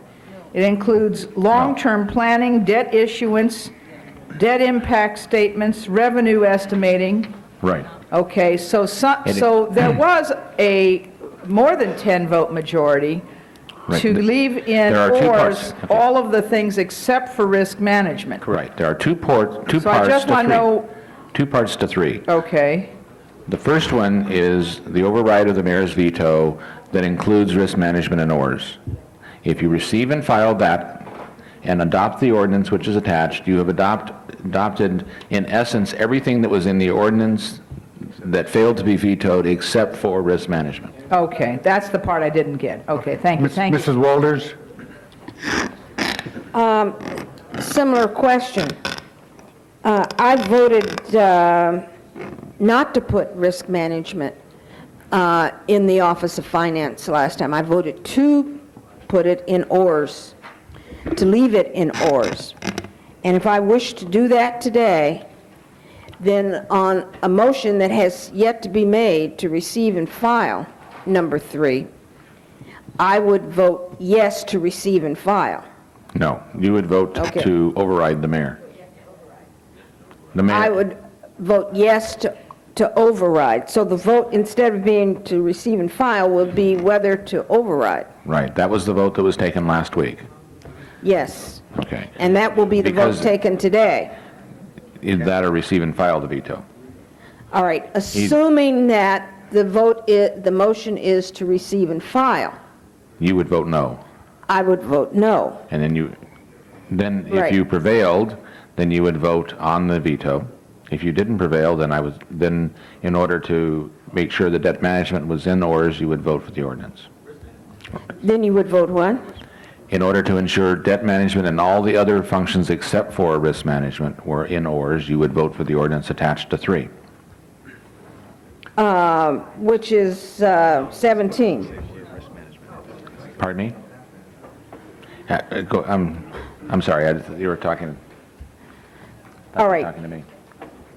Let's go through this again. I hear Okay, there is one thing here and one thing here. There is, in essence, in 3, 2 ordinances before you. One ordinance includes debt management, revenue forecasting, and risk management. That was the motion, that was the ordinance that has been passed by the council, vetoed by the mayor. Last week, the council failed to override the veto, but there were not 8 votes to receive and file, so it stays on the desk. So that remains before you. The second item is an ordinance last week that you adopted, first reading, which includes all the above that was in the prior ordinance except for risk management going to ORS. So if you want risk management in ORS, you can move to attempt to override the mayor again. If that fails, then in order to maintain everything else in ORS except for risk management, you would vote for the ordinance. Then if you want to include risk management in the Office of Finance, then you would pass item number 5, amend number 17 to do that, and adopt that ordinance. Correct. Okay. Well, I didn't make it up. Mr. Hernandez? Mr. Deaton, now, I need your guidance. Okay. What I want to do, okay, is keep risk management under the Office of ORS. That's what I want to do. Then I would ask for a vote to override the mayor on item 3. Okay, then that's how I will vote. But now, if that fails, and I don't want the Office of Risk Manager in the Office of Finance, what do I do? Where do you want it? I want it in ORS. You just lost that.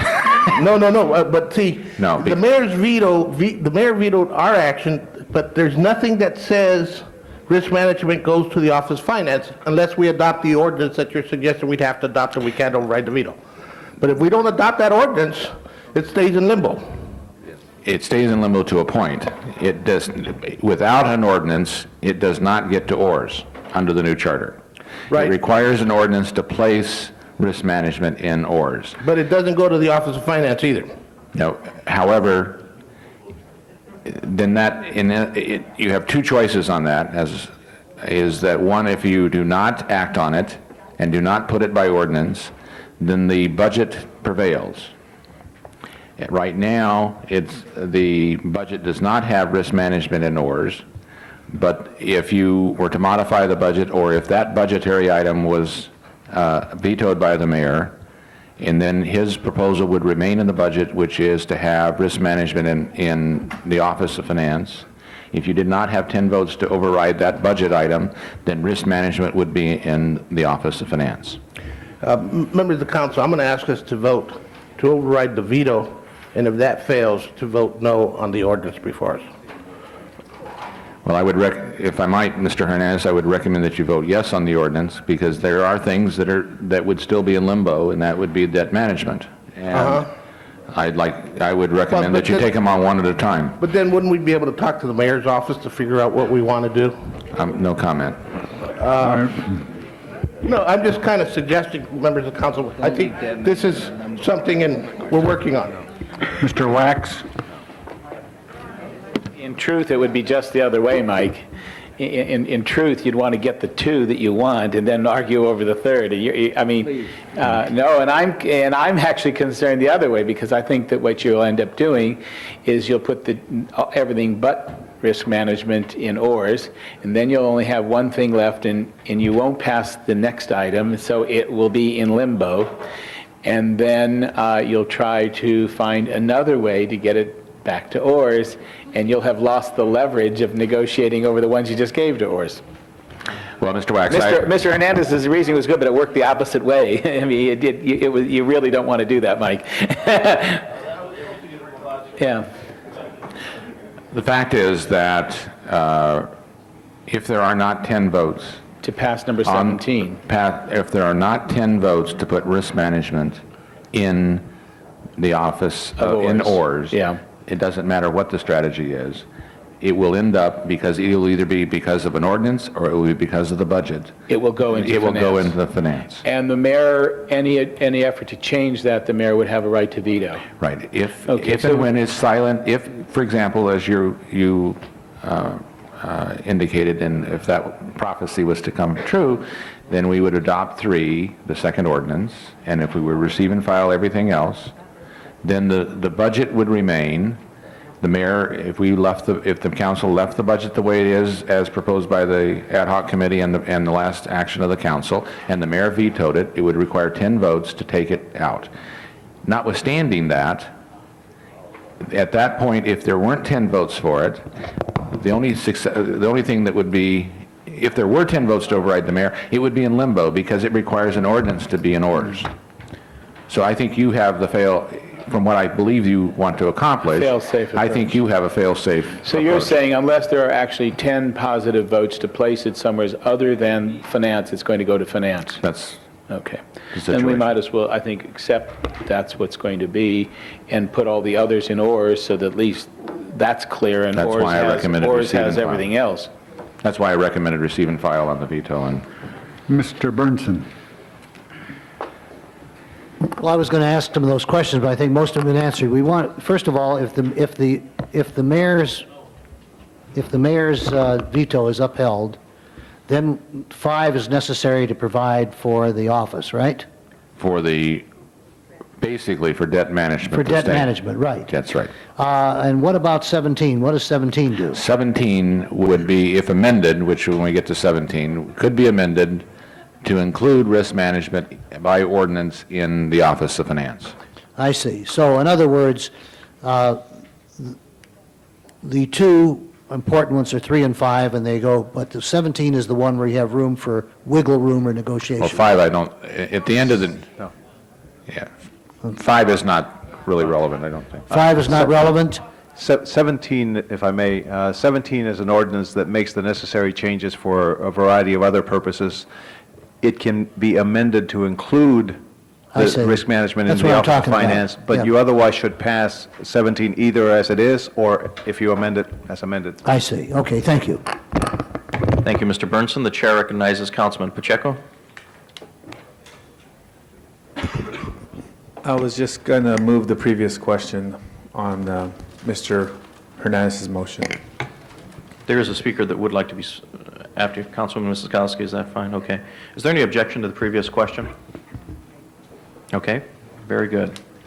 Okay, what do we have before us, Madam Clerk?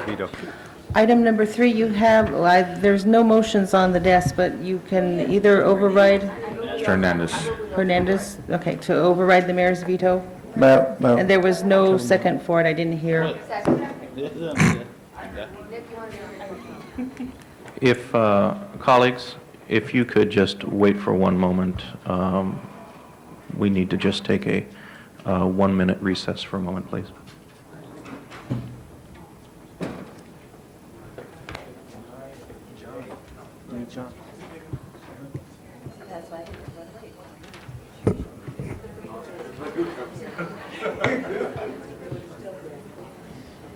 No. A man is entitled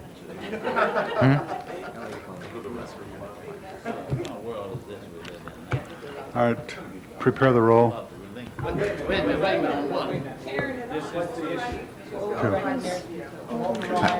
A yes vote overrides, a no vote does not. Prepare the roll.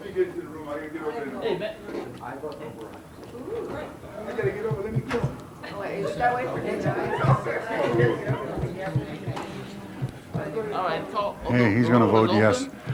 Okay, tabulate the vote. 7 ayes, 7 noes. That failed. Then you have the ordinance before you. Second reading ordinance, which includes everything except risk management in the Office of ORS. All right, No. Huh? Yeah, prepare the roll. Tell us, can we We're voting. This ordinance includes everything in ORS that was in the ordinance that you just didn't override, except for risk management. Risk management, You haven't decided yet. If the budget prevails, it will go to the Office of Finance. If you want to amend on 17, the Office of Finance to go to the, if you want on 17 to amend risk management to go to the Office of Finance, you have that option. The charter says that all items in ORS should be included in an ordinance. 17 is miscellaneous changes to the city clerk, the ORS, etc., and Office of Finance. And what the city attorney has is an amendment to that ordinance, if you choose to pass it, that would include the Office of Finance having risk management. Okay, we're gonna vote on number 3 right now. 3, we're on the ordinance now that includes everything in the Office of Administration and Research except for risk management. Okay, prepare the roll on 3, tabulate the vote. 13 ayes, 1 no. Okay, let Mrs. Chick be recorded as a no vote. Okay. There's a... Yeah, sure. Now we'll go to 5. It might be easier to go to 17. And if you go to 17, if you choose to have by ordinance the Office of Finance to include risk management, somebody should make such a motion. If you want to include risk management by ordinance in the Office of Finance. Doesn't the 5 do that? No. Mr. President, just a point of order, please, on this item. What is your point? I want to understand essentially the same voting dynamics for 17, pertain to 17, as did to the prior matters. It boils down to whether 10 votes or not exist to put to put risk management one place or the other, correct? That's correct. The difference is that if there was no ordinance, it goes back to the budget. It'll go to the budget. The budget recommendation from the mayor, not from the ad hoc committee. And that Includes- recommendation is to put it in finance, and That's unless right. there are 10 votes to override that, then it goes into finance, correct? You're getting the rhythm. You can do it, yeah, basically, I mean, the situation is when one way or the other, the result, unless people's minds change from prior meetings, the result is what it continues to be throughout this process. That's correct. All right, Mr. Savornich, did you want to be heard?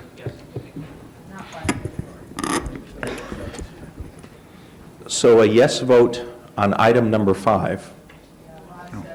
We're We're on 17. So a yes vote on item number 17 allows risk management to be determined where it's going to go? No, actually 17 currently, as is right now, does not have risk management in the Office of Okay. Finance. Now, why does If why does it take 10 votes to put risk management in the Department of Finance? It doesn't? Okay. doesn't. Is there a motion on the floor that puts risk management in the Department of Finance? No. I so move. And you need a second. That's And I an didn't hear amendment a to second. 17, which would be that you would add risk management by ordinance to the Office of Finance. But if we don't do that, it's still in the budget? It's still in the budget. We're going to go through the veto process. Right. All right. Okay, Mr. Hernandez? Members of the council, I'm going to ask for a no vote on the motion introduced by Mr. Savornich. As Mr. Fear said, he might feel it doesn't matter, but minds do change. And I think we've seen that in this process. And from my perspective, I would rather deal with it as a budgetary item as opposed to dealing with it right now as an ordinance. So I'm asking for a no vote on the motion introduced by Mr. Savornich so that we can deal with it as a budgetary item. All right, Mr. Burnson? One of the things that I haven't seen here, and you say we don't need to vote on 5, I made an amendment to 5 that required a report to the council and to the CAO by the finance officer and the risk management on quarterly basis. Now, I understand, as Mr. Echeverria told us, that we couldn't absolutely bind them even though we passed an ordinance. I have introduced a charter amendment which will come back and be put on, hopefully if we approve it, be put on the ballot regardless of what happens here, that would require by charter for this report to be made to the council and to the CAO and the CLA. So I think it's important. I want to know that if we approve 17, are we also approving that amendment that would require that report? No. If you make it part of the amendment, then the request, if you will, for such reports would be part of the ordinance. Well, why, if we voted on 5 instead of 17, wouldn't that give us that amendment because the amendment was included in 5? All you have before you in 5 is a motion. There is no ordinance. The ordinance to accomplish that would be the ordinance of 17. I see. In the amendment for the reporting is not included, is that right? Correct. Okay, being as this is going to go over anyway, we're not going to have unanimity, I'm going to move the amendment on 17 as well, that it require a quarterly report, at least a quarterly report, to the City Council, to the CAO, and to the CLA. And that would be my motion, that 17 be amended, and we'll see where that goes. Because that's a minimum requirement regardless of where this office winds up. Point of order, Mr. President. Could we just have a comment from the city attorney, once again, clarification? Can a city council ordinance require the Office of Finance to make reports to the city council? The issue with that is that there's no way to enforce it. If the ordinance requires it, there's no way to enforce it. Is your amendment a charter amendment? No. That's on the agenda. Mrs. Walters? I've had my question answered, thank you. Mr. Holden? Mr. Savarnich's amendment, Mr. Pacheco, Mr. Savarnich made an amendment. Did your staff going to have to advise you on this one? Because otherwise you're unready, I would think, a little consistency there. So what I'm going to do is, Ms. Chick, who's been sitting on this for some time, and so I'm going to have to find out. I'm going to follow her. Sometimes I don't have all the answers, so I looked at my colleagues. On admission, would you say that again, Nate? Sometimes I don't have all the answers, so I look to you, Mr. President. Okay, that's good. Ms. Sikowski. Thank you, Mr. President.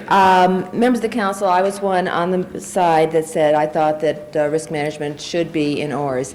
But I think, as we saw today, we didn't have the 10 votes, and I don't think we will. I think mine's changed, but they changed in the other direction. And now I'm getting up to say that I don't think we ought to belabor the point. I think, as Ms. Chick said earlier, the issue is before us. We do have a charter date of implementation on July 1st. We have done the legislative battle the way we can. And I think we now should reconcile, and that's why I'm going to support Mr. Savornich's motion to amend this ordinance to put to put risk management in the Office of Finance. I have no problem with Mr. Brinson's additional amendment, even though it may not be enforceable, because he follows that up with the motion to say, look at the charter, a charter reform issue on that to be discussed and debated later. But I think we should reconcile this and vote affirmatively to put risk management in the Office of Finance at this point, having not succeeded in the 10 votes to put it in ORS. Okay, we have 17 before us, and we have Mr. Savornich's motion first. Prepare the roll. Ask for an aye vote. Tabulate the vote. 8 ayes, 6 noes. That is approved. Now we have the ordinance first reading. Huh? For first reading? First reading. So prepare the roll. It'll go over 1 week. Tabulate the vote. 12 ayes, 2 noes. Okay, that goes over 1. Okay, well, we'll let all those people who voted against Mr. Savornich's motion be recorded as a no vote. Okay, so that goes over 1 week. Now we have 5 before us? Just receive and file 5. Receive and file 5. Is there any objections to that? Seeing none, that will be the order. All right, the next item. Item number 22. 51. Mr. Deaton, 51.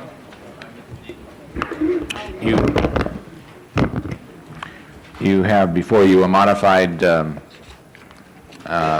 ordinance that provides for the management of the IGR function. It has outlined a process for the adoption of official city positions relative to legislation, rules, regulations at local, state, federal, or local agencies.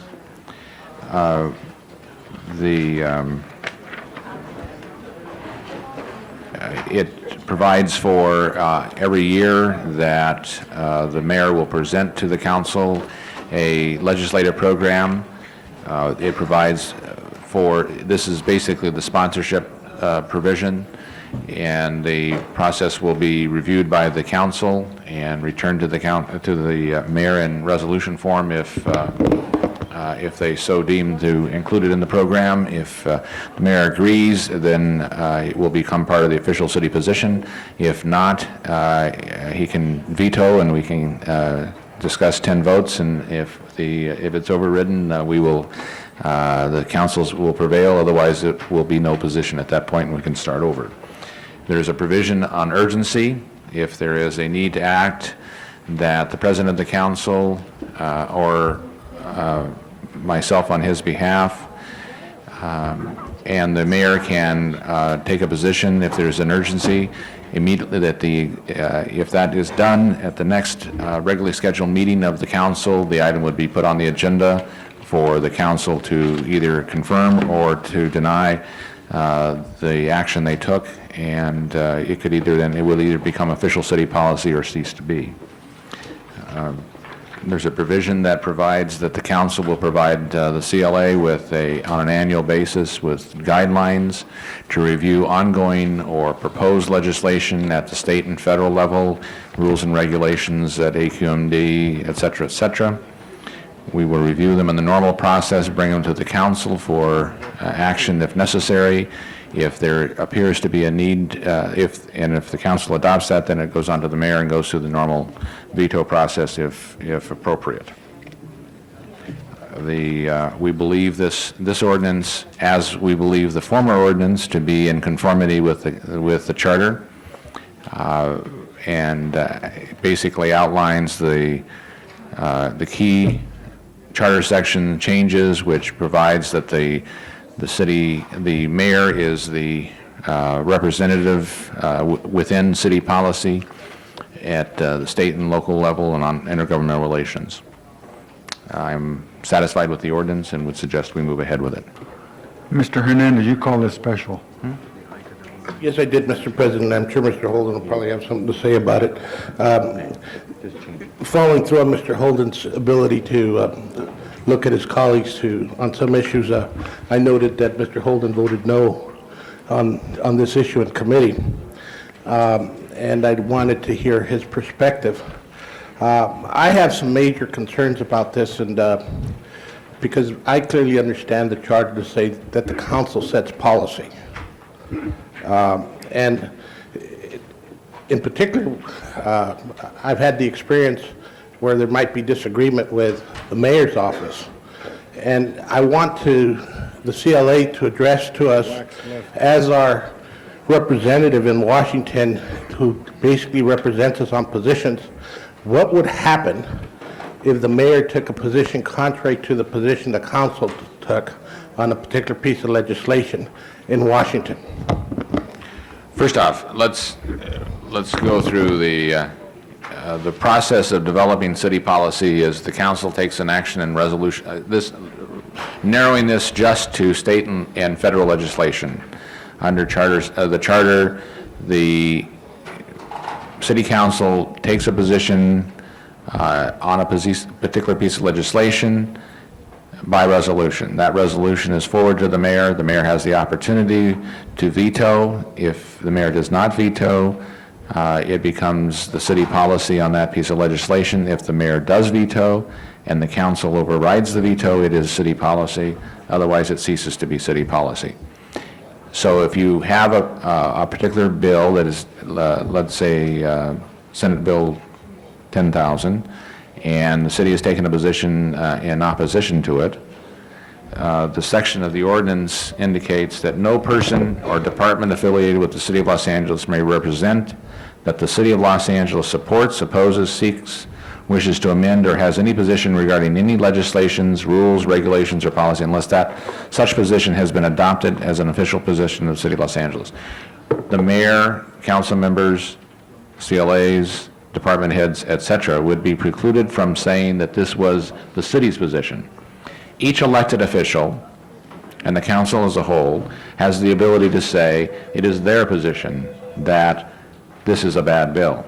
So the mayor and or any member of this council, the controller, or the city attorney, or myself at your direction can indicate that this piece of legislation for that body or that person, that elected official, is not what they would support.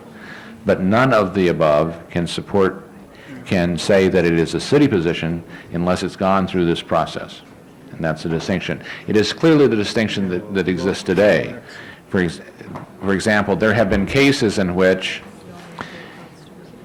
my office has been in Sacramento, and supporting the piece of legislation the council has adopted as that. There have been other elected officials in the city, including members of this body, at those hearings not supporting the city's position, but making sure that they clarify that it is not the city's position, that it is their own personal position. Okay. They have all lost, by the way. All right, Mrs. Chick. Yes, colleagues, Mr. President, I want to underscore that what is before us today has been discussed multiple times in the Ad Hoc Charter Implementation Committee, and then with thanks to the work of President Ferraro and the mayor, Councilmember Feuer, and my office, and Mr. Deaton, a compromise was reached, and that is what is before you. And I think that we can, with a level of comfort, vote to pass this today and have it go forward, and be hopeful that it will be a system that works well. Mr. Deaton, did you want to add something? Just a point I just think that should be made is that the ordinance that your committee presented to this council was legal, was consistent with the charter. However, based on working over the ordinance, this is one that is also legal and also consistent with the charter, and is one that I think that we can all work with. Right. Well, I mean, we know that the flexibility that was left in the charter is both interpreting the different interpretations we've seen played out in this implementation process of what was the intent of the charter commissions, what was the will of the voters, and that there's a variety of ways to interpret. So I think good point made that this is legal, so was the other one. I always knew that, thank you. And I think that we can, without further ado, put this in place. Thank you. Mr. Pacheco. Mr. President and colleagues, I was going to stand to state what Mr. Deaton had stated already and share it with the committee chair, and that I had reviewed the outside opinion drafted by, I can't remember the law firm's name, and probably wouldn't be appropriate to mention them since I don't agree with their position. But the review and the analysis done by the attorney focused on Section 254 of the charter and did not adequately focus on Section 231, which deals with the powers and duties of the mayor. And I did not believe that the mayor's responsibility extended to the degree that was reported earlier. And I really felt that the Daily News and whoever fueled the Daily News article was completely in error in indicating that this is a power grab by the council. The new charter gave the mayor additional responsibilities and authority but with a very clear limitation that it be in accordance with city policy. So all the areas that were left silent in Section 254 would therefore, in my humble opinion, be guided by Section 231, and that includes local rules, regulations, and ordinance, and local bodies, whether it be city councils from our neighboring cities. And in that sense, we did need a process to deal with Section 231, subsection A, which deals with the mayor representing the city in intergovernmental relations in accordance with city policy. So I believe that the ordinance that we now have before us does accomplish that and provide a mechanism for dealing with our sister cities here in the county, and also clarifies exactly what Section 254 handles. So I believe the ordinance that has come together is a good one. Initially, I was going to point out that basically there was an expansion of a responsibility advanced by the mayor's staff that I did not agree with, and this ordinance is a good compromise. Mr. Burnson? Did you want to be heard? Yeah. Let me ask Mr. Deaton. Mr. Deaton, just what does the letter L in CLA stand for? Legislative. Legislative. As always, and what does the CLA office work for? The city council, right? That's correct. So it has always been the responsibility of the city council to determine and make statements on legislative policy, both in Sacramento and in Washington, D.C., where we both maintain offices, right? Right. How does this diminish the council's ability to continue to do what we've done in the past? Well, this ordinance per se does not do that, but the charter changes the nature of it. Part of the budget was that both the Sacramento and the Washington office will now report to the mayor. Those will be employees of the mayor's office, not my employees. One. This is under the charter? That's right.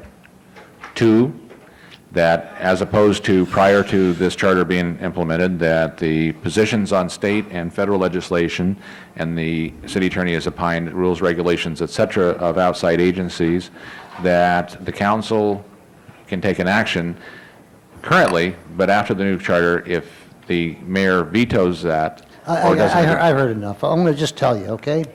I'm going to support this ordinance because I guess we really have no choice. But I'm going to tell you, this is one of the things that is really going to hurt this city in the future. And I'm not referring to this mayor or this council. This charter will come back to haunt the people of Los Angeles and their ability to influence the kind of legislation we need in Sacramento and Washington, D.C. It's just, hopefully, maybe some charter changes in the future can amend these things. But this is a very critical thing. Mr. Holden? Mr. President, members, it's my understanding that the charter will provide for the city council and the mayor to establish whatever the policy shall be, which means they can leave it the way it is, or they can change it to suit or some kind of compromise. I'm saying to you that what you have before us and what was intended on the part of the guys who drafted the charter was to really deactivate the activities of the city council and the people of Los Angeles, where they would not be properly represented, whether it be county, state, or federal government. There's a policy of the United States and become law only and only after the House and the Senate and maybe some of the concurrent committees vote and move something to the president, then he signs it, period. Or you have resolutions in Sacramento, whether it be joint or concurrent, whatever the case may be. The governor has nothing to do with that. As in our particular cases where we have motions or resolutions, it's been that way. But now it can't happen like that. The first problem that you're going to have is that there's been an amendment to the charter that says that all the proposals for city policy should be submitted to the mayor, not in December 1st, but sometime in September. It's not going to give enough time to decide after the vetoes and all whether or not you can establish a policy in time in order to get someone to carry the legislation in Sacramento when they convene in January. Maybe they have it early, they meet for a day or so in December, but the problem is that we don't understand the process. The drafters of this charter didn't even know what resolutions were in Sacramento. They didn't even know or how they got adopted, or who had influence over them. So how can you legislate a behavior, practice a pattern, when you don't understand the process? And that's what we have before us, a messed up charter.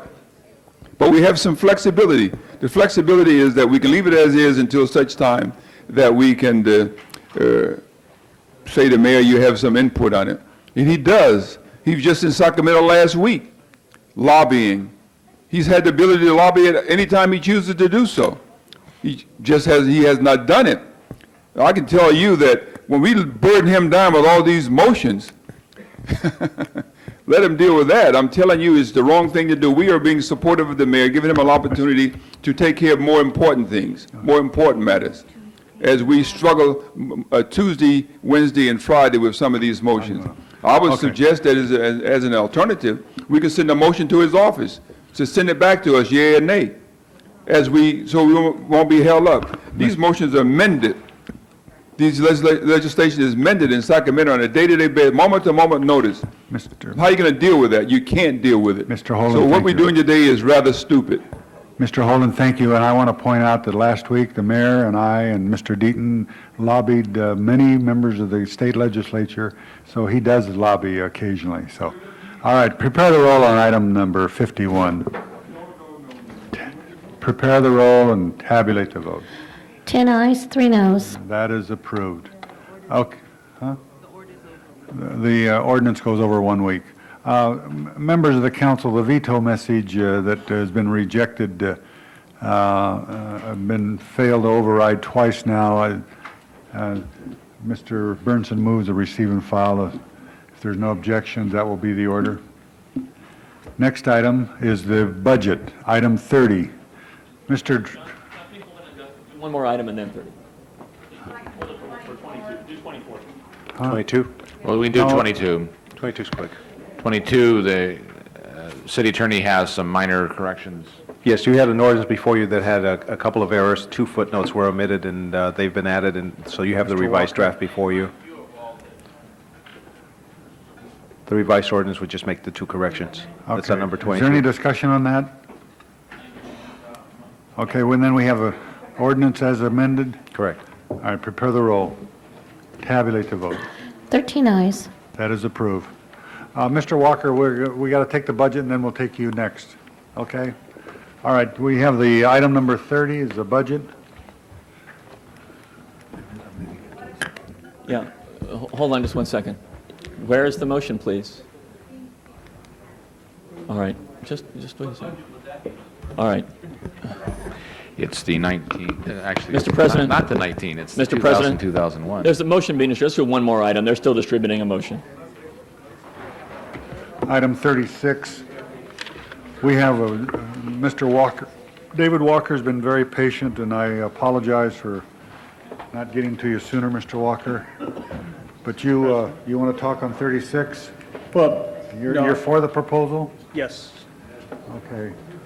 I just wanted to say that I'm the petitioner, and I just wanted to be here in person to request approval. Okay, Mr. Fuhr, this is in your district?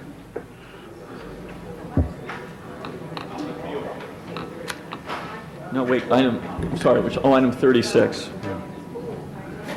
And you're in favor of it? Yes, Yes. Mr. President. And you are too, Mr. Fuhr? Yes.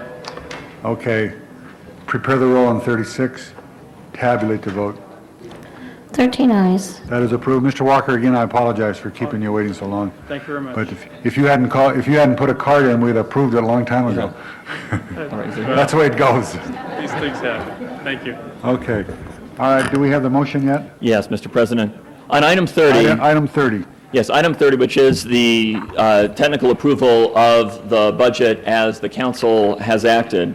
I have an amending motion, item 30A, before us. Item 30A would do 3 things. First, there was a discussion last time around about the approval of funds to expand the street surfacing project. Since that meeting, we've had an opportunity in my office to confer further with Greg Scott about the city's capacity to perform that street surfacing. And the capacity, according to Mr. Scott, is to essentially go to whatever extent the council deems appropriate. In addition, we have as a committee and as a council identified the importance of retaining some flexibility in the event there is a mid-year emergency, rampart created or otherwise. And so the first component of this amending motion is to take the 25 miles of street servicing that we had formerly put earmarked in the UB and split it and put half of those miles into the budget without need for further review, and the other half earmarked for street surfacing in the unappropriated balance. The second item, it would reflect the action the council majority just took regarding the risk management function and have that reflected in the budget.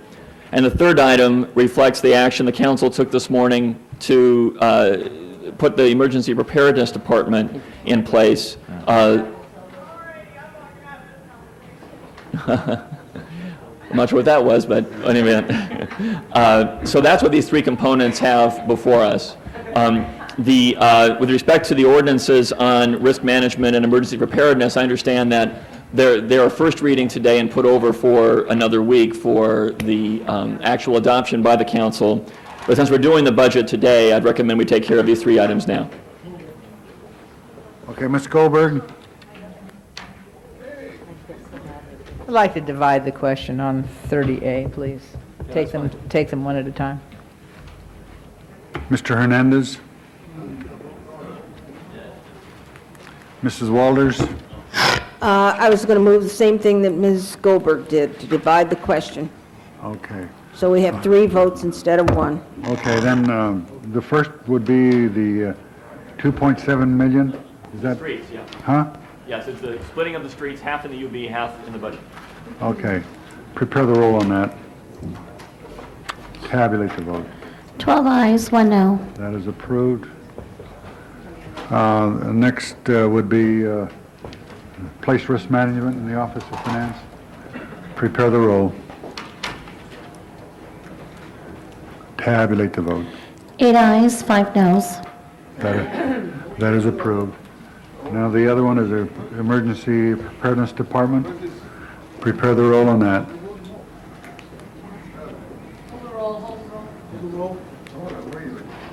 Hold that stuff. Mr. Holden, we can't hold because you're, yeah. Prepare the roll. Tabulate the vote. 9 ayes, 4 noes.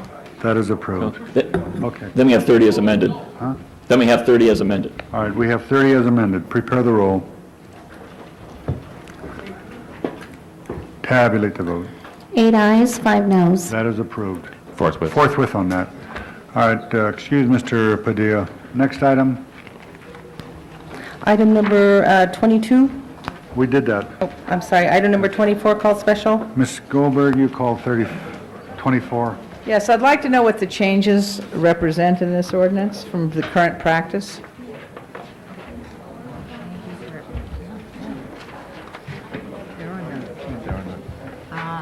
There are no, Diane Wentworth, Assistant City Attorney, there are no substantive changes at this point. That's not what I understand. I understand who appoints the board changes. That is not in this ordinance today. We have left that out so that it can come back to committee so it can be discussed. Well, in that case, I'm corrected. I thank you very much. That issue was removed by the committee. Okay, we Yes, have that's a very big one, who appoints. 24 before us. Prepare the roll. Tabulate the vote. 12 ayes. That is approved. The next item, Item 25, called special by Councilmember Burnson. Mr. Burnson. Yes, this would make the phasing out of the water reclamation project from 3 years, and some of us feel that it should be done on a quicker basis. So I would move as an amendment. I would move as a substitute motion that be done in a 2-year period.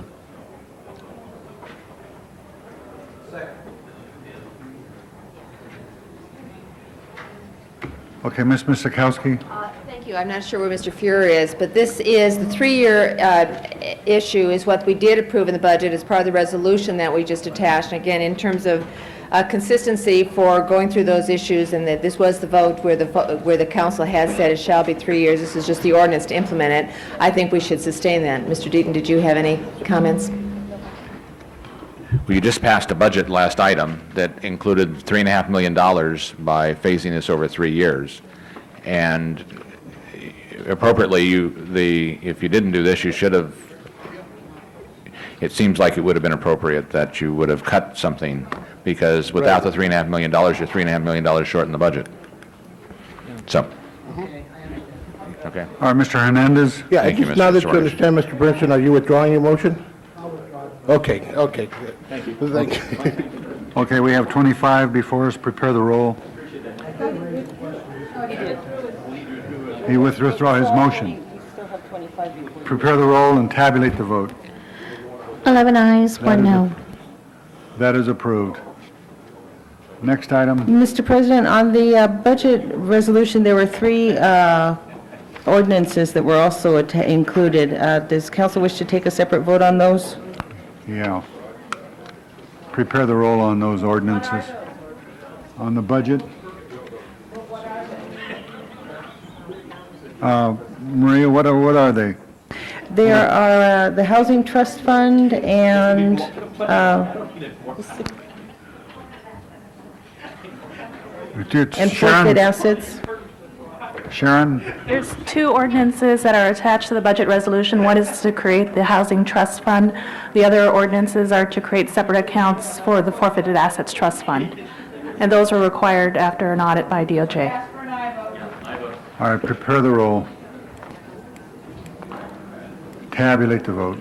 12 ayes. Those are approved forthwith on those. The next item. Item number 26, called special by Councilmember Goldberg. Ms. Goldberg, you call it. Yes, this says for an additional 180 days, which by my accounting is 6 more months. And I wanted to get some idea of why this is taking so long, this process is taking so long, and why we need an interim appointment for an additional 6 months. Can we get an answer from somebody on that?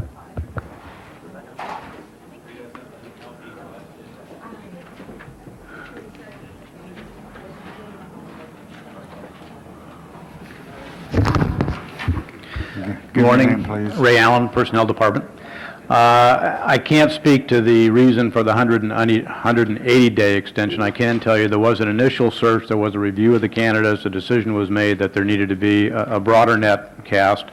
That has been cast. I understand that they expect to have the final candidate group by this Friday for a new review.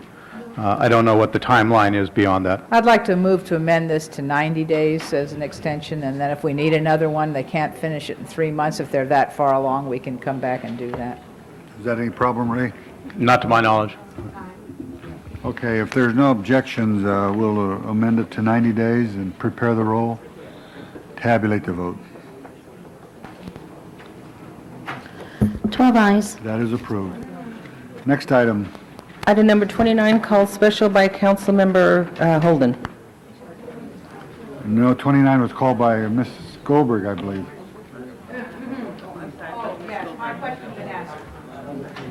Okay. Prepare the roll on item number 29. Tabulate the vote. 12 ayes. That is approved. Next item.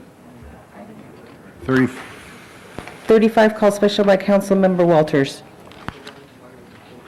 Mrs. Walters?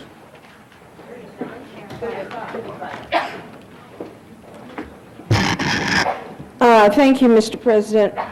This is a street closure that I normally vote against. I will vote against this one based on my opposition to closing streets permanently. Okay. Well, it amounts to, it's a serial closure, 18 months at a time. Okay.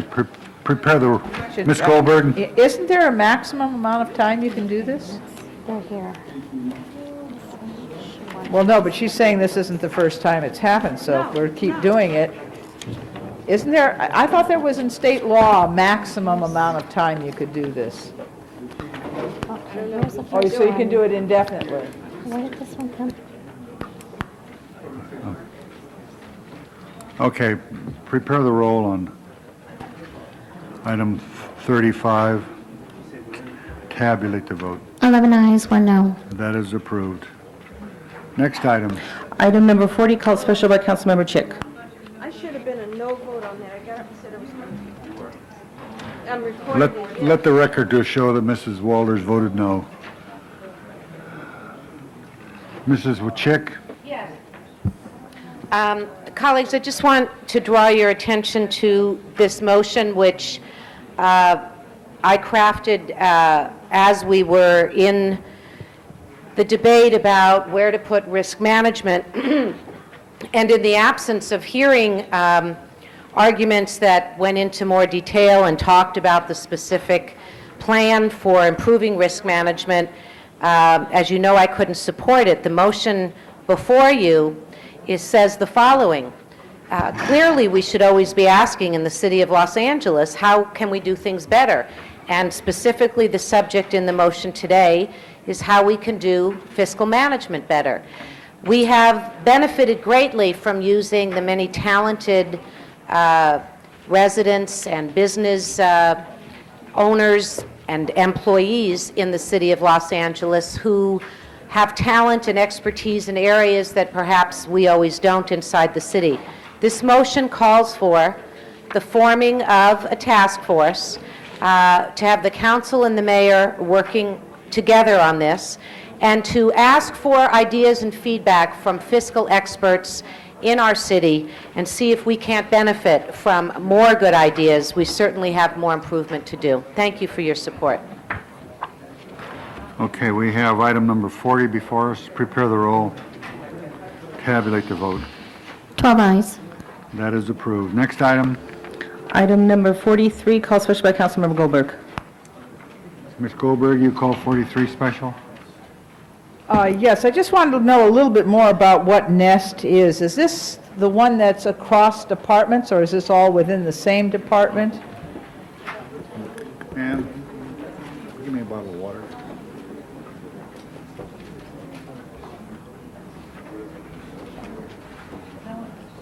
Who can answer that? Mr. Fuhrer? No, actually, I have an amending motion on the dollars. Maybe we could just hold it till tomorrow. There was a question I had on one of these programs, but I can't for the life of me remember the name Ms. of it. Goldberg, there is a police officer who is coming forward to answer Maybe your that'll question. help. Okay. That's no police officer, that's a captain. Good morning, ma'am. Good morning, sir. I'm Captain Walt Schick. I'm in charge of the Field Enforcement Section for Narcotics Division. And what NEST is all about is Narcotics Enforcement Surveillance Team. And it is multi-agency. We work closely with the City Attorney's Office. What we look at is open-air drug marketing throughout the city in a long-term abatement-type atmosphere. So the investigations are usually very protracted, very comprehensive and complex. But we have a real good filing rate on it as far as abating the problem in the areas, because we're working with the city attorney and the mayor's office as well.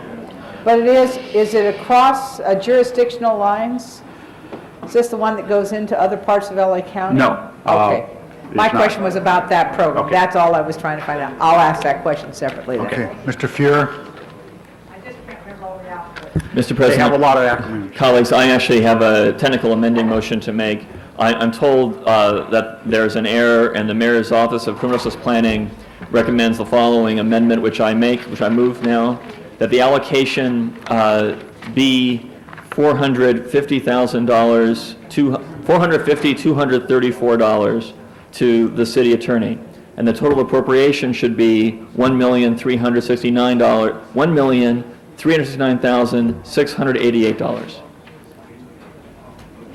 Yeah, there's no objection to that correction. Mr. Hernandez, did you want to be heard on this? There was a zero left out. Have you identified the areas in which Nest is going to be operating? It's an ongoing process, Councilman. As a matter of fact, we'll be in your area next week on a long-term Yeah, well, you've been in my response to area. your You've been in my area. I just didn't want to problems lose down you. So you'll be operating out of our area. Yes, sir. Okay, thank you. Yes, sir. Okay, we have 43 as amended. Prepare the roll. Tabulate the vote. 12 eyes. That is approved. Next item, Item 46, called special by Councilmember Hernandez. Mr. Hernandez. 46. Where's Mr. Hernandez?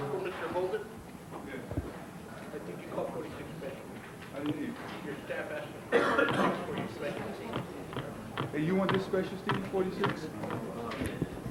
This is, I think, Mr. Bernson's motion about the reporting Oh, yeah, yes. to the council Mr. Deaton? Maybe Mr. Bernstein can explain it before my time starts. We just had a charter amendment. Why are you amending the charter that you just adopted? Because there's nothing in the charter that will require the enforcement of requiring a report by the Risk Management Office to the City Council, to the CAO, and the CLA's office.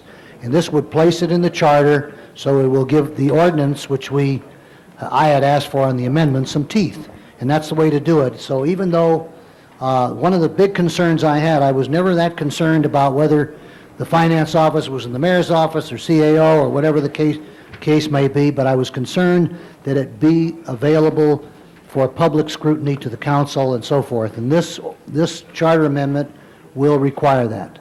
When's the last day that you can do this? July sometime, I believe. We have time. Well, you got plenty of time. Let's wait I would think we wait until after it goes into effect, July 1st. Do it now and get it over with. Okay. I mean, here we are, spending all that time, in all due respect, Mr. Bernstein, trying to write a charter that we can put a brand-new one. They said there's a lot of amendments. That's why they had to do a brand-new one. Put it before the voters, and they were conned into voting for it. And they were, because there's a lot of bad things in that charter. And now you're going to amend it to correct some of the bad things, and we start the cycle all over again. It's too bad that we just can't have poor people who represent us, and they represent just the interests of the people rather than the interests of the special interests. Mrs. Chick? Yes, certainly very supportive of all and any open sharing of information, as I believe this call for a charter amendment requests, trying to require an officer of the city that normally wouldn't be required to report to the city council. I'd like to know the cost of putting such an amendment on the November ballot, what that would be, before I'm comfortable voting for this. Well, I think, first of all, the city clerk is not here, and Maybe we could hold this over until, did we? In a conversation with the city clerk the other day, I asked that question, and he told me that it was approximately $1.8 million. And But is I it- don't know what that involves. Yeah, if it's $1.8 million for the city to participate in that election with anything, or is it per measure, or is this going to be the only thing? I know there's discussion That I of don't others. know, but Right. he did mention that figure. Okay, because I would have trouble, colleagues, voting to do this in the November ballot if it's the only thing going on and it would bear that kind of expense. Then I think we need to wait until an election where we have other things from the city, such as April of 2001. Ms. Goldberg? Yes, I'd just like to ask the maker of the motion if he might want to expand this a little bit. It isn't just risk management that's in the Department of Finance. It's also the Treasurer's Office, which is the investments of the city, and it's also collections. So we, right now, have no access to that information. So I would like to say that we place on the November ballot to require the Director of the Department of Finance and City Risk Manager to report on all issues related to the Department of Finance on a quarterly basis. And that way we can get information about collections, and we can get information about risk management, and we can get information about investments by the Treasurer's Office. So I would just, here's how I think it should read. Require the new Director of the Department of Finance and City Risk Manager to report on all issues relative to the Department of Finance on a quarterly basis to the Mayor, the City Council, and ORS. That's fine.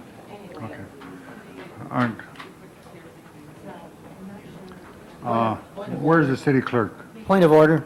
Let me just say, members of the council, I would ask that you approve it, but if it's the only item that's going to go on the ballot and it's going to cost the city for this, then we can hold We have the it. city clerk here now, he can tell us that. First of all, 1.8 million. For one item or for, For one or a couple of items, it depends on the size of our pamphlet. and what about getting them on the ballot?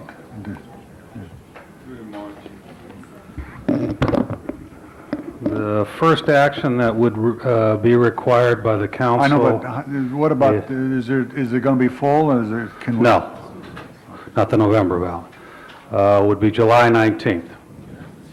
Now, That's the last day for the city council to request the city attorney to prepare resolutions placing the measures on the ballot. okay, if we prepared we request the preparation, and then it turns out to be the only item, Correct. we can opt to put that on a subsequent We put it ballot on when we have other items, on our right? April ballot.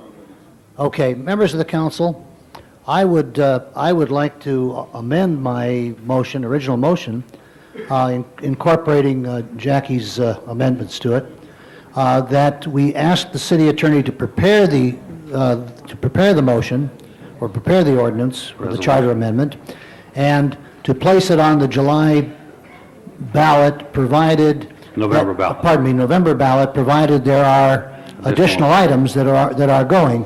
Otherwise, to be placed on the April election, which is the city's election. That would be my motion. Okay, Ms. Sikowski? That was my concern, and I think if we have I think that motion handles it. I would not want to have this as the sole item. I also think it might be worthwhile if the ad hoc Committee on Charter Implementation, as it is completing its work on sending the ordinances to us, has noted any other issues that either are technical changes, other cleanups that might be considered cleanups of the charter. We should do that at the same time. I do, just like other members of the council, there are some issues that I think will be coming forward on the issues of whether or not we will put bonds, major bonds, on the ballot in November. But I think we should be fairly judicious about what we are putting on that ballot in terms of targeting those ones that we really think are critical. But inasmuch as this has the caveat that it would not be the only item it would not go on the ballot if it were the only item, I have no objection to it. Mr. Fuhr? I just want to understand, if we take the action today, we're directing the preparation of the measures, but we're not, as I understand it, directing their placement on a specific ballot. And by directing their preparation, in fact, we could later on, for whatever reason, choose not to put them on any ballot, but we need to get at least the ball rolling if we want to. It preserves our ability to do it. Is that correct? Day that the council has. It's July 19th or something. It's actually August 4th. All right. And that would be your last time you would actually I have no the ability. objection to the preparation of the measures. I'm not sure what I think about putting them on the next ballot or the one after that, but that'll be for another day, you're saying. We don't have to Correct. decide that today. All right. All right. Anybody else want to be heard? Okay, we have Mr. Bernson's motion as amended, along with Ms. Goldberg, so prepare the roll, tabulate the vote. 12 eyes. That is approved. Next item. Mr. President, you have special one on the desk. It's a motion presented by Councilmember Misikowski. The city attorney will explain the need to make the findings. Yes, Gail Weingart, thank you, Mr. President. Space has been located in Figueroa Plaza to accommodate the Teams 2 group, which is related to Rampart, and the council needs to approve the lease immediately. To avoid the delays in the programs, the lease is scheduled to begin June 1st, and therefore the council need to make the findings that the need to act arose after the posting of the agenda and that there's an immediate need to act. Okay, prepare the roll on the findings. Tabulate the vote. 12 eyes. That is approved. All right, Mrs. Walters, did you want to be heard on this? I do, and I thank you, and I raise the same question over and over again. Why do we continue to go to Figueroa Plaza when there's space available in the historic core? We had adopted a motion several years ago that we would utilize space here on Spring Street, some of the older buildings, in an effort to revitalize that part of the city. So I'm raising the question again, and every time it comes here, there's an excuse. I just don't think they're even looking at the historic core. And I'd like a response. Who can answer that? Do you, Bill?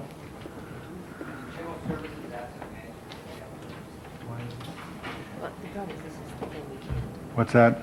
General Services Asset Management handles our leases for the city, so they'd be best suited to speak to that issue. Yeah, they're not here.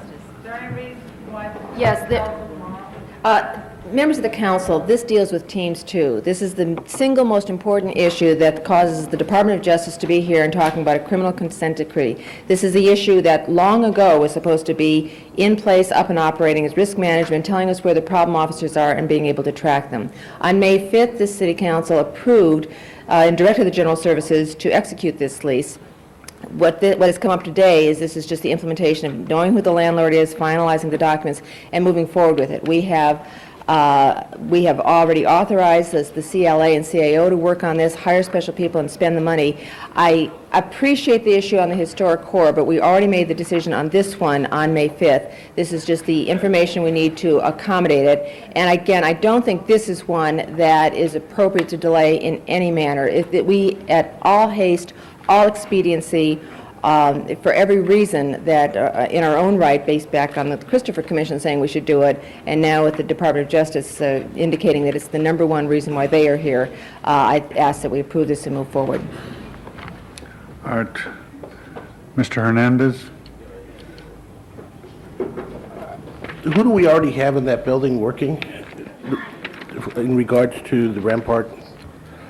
We do have some staff from the Office of the Inspector General there. At that same building? Yes. The Special Investigative Team, the review panel convened by the Office of the Inspector General will be housed in that facility. In fact, they're not there now, but they're in the process of moving in, and I believe the Teams 2 people will probably be on the same, I think they're on the same floor. And that previous action we already funded, we already approved? For the Rampart? Yeah. Yes, we have. And so this would just be basically taking up more space in the same location for the additional work, the additional teams? Yeah, at least in close proximity to the Rampart staff. Okay, and what was the process of selecting the building in the first place when we decided to put the first group there? Well, I can speak to, I have some knowledge of it. I wasn't directly involved, but I don't understand the process was looking at available space in the city, both in terms of the proximity to Parker Center, but yet separate from Parker Center. Right. In identifying sufficient space, large enough to handle the, I think it's 50-plus people for the Rampart investigation. And there's also spaces identified for our ambulance billing unit, and then now the Teams 2 unit. Right, so the ambulance billing unit's also in that same building? Yes. I just wanted to kind of bring that up because I think Ms. Walters' questions have some merit, except that we should have been asking them back then. And I think that there was a standing policy by the council for that to happen, and I'm just wondering if, at the time when we were looking, if it was an oversight by the Department of General Services, or was there a specific reason why this location was checked, knowing the standing policy that exists? In all regards, I still expect us to support this, but I just wanted to point that out, that I think Ms. Walters' comments do deserve some merit, but I would like to get some kind of response at some point as to why that didn't happen in the first place. Understand. Mrs. Chick? Yes, I'm going to support what's before us today, because I certainly know that it has taken a long time, and I wouldn't want to go there, Councilmember Misikowski, in terms of why it's taken so long, but I certainly want to see us doing what we need to do to move it. However, I do think the policy and the intent to participate, have the city participate, certainly when we're leasing space, in revitalizing the historic downtown core is a worthwhile one. And I think we should have the question answered in terms of, was that area looked at all? You're explaining why this is a good location, because there's some synergy and critical mass with other things from LAPD going on. But I would be interested just to hear what efforts General Services is making in the downtown core. And if my colleague doesn't have a specific way of doing that, if not today, then it's something I'd be interested in participating in. Mr. Fuhr? Thanks, Mr. President. I thought that Ms. Misikowski's comments were right on here. We have Cindy and I have the perhaps an advantage, burden, something in between of serving on that Rampart working group that meets every couple weeks.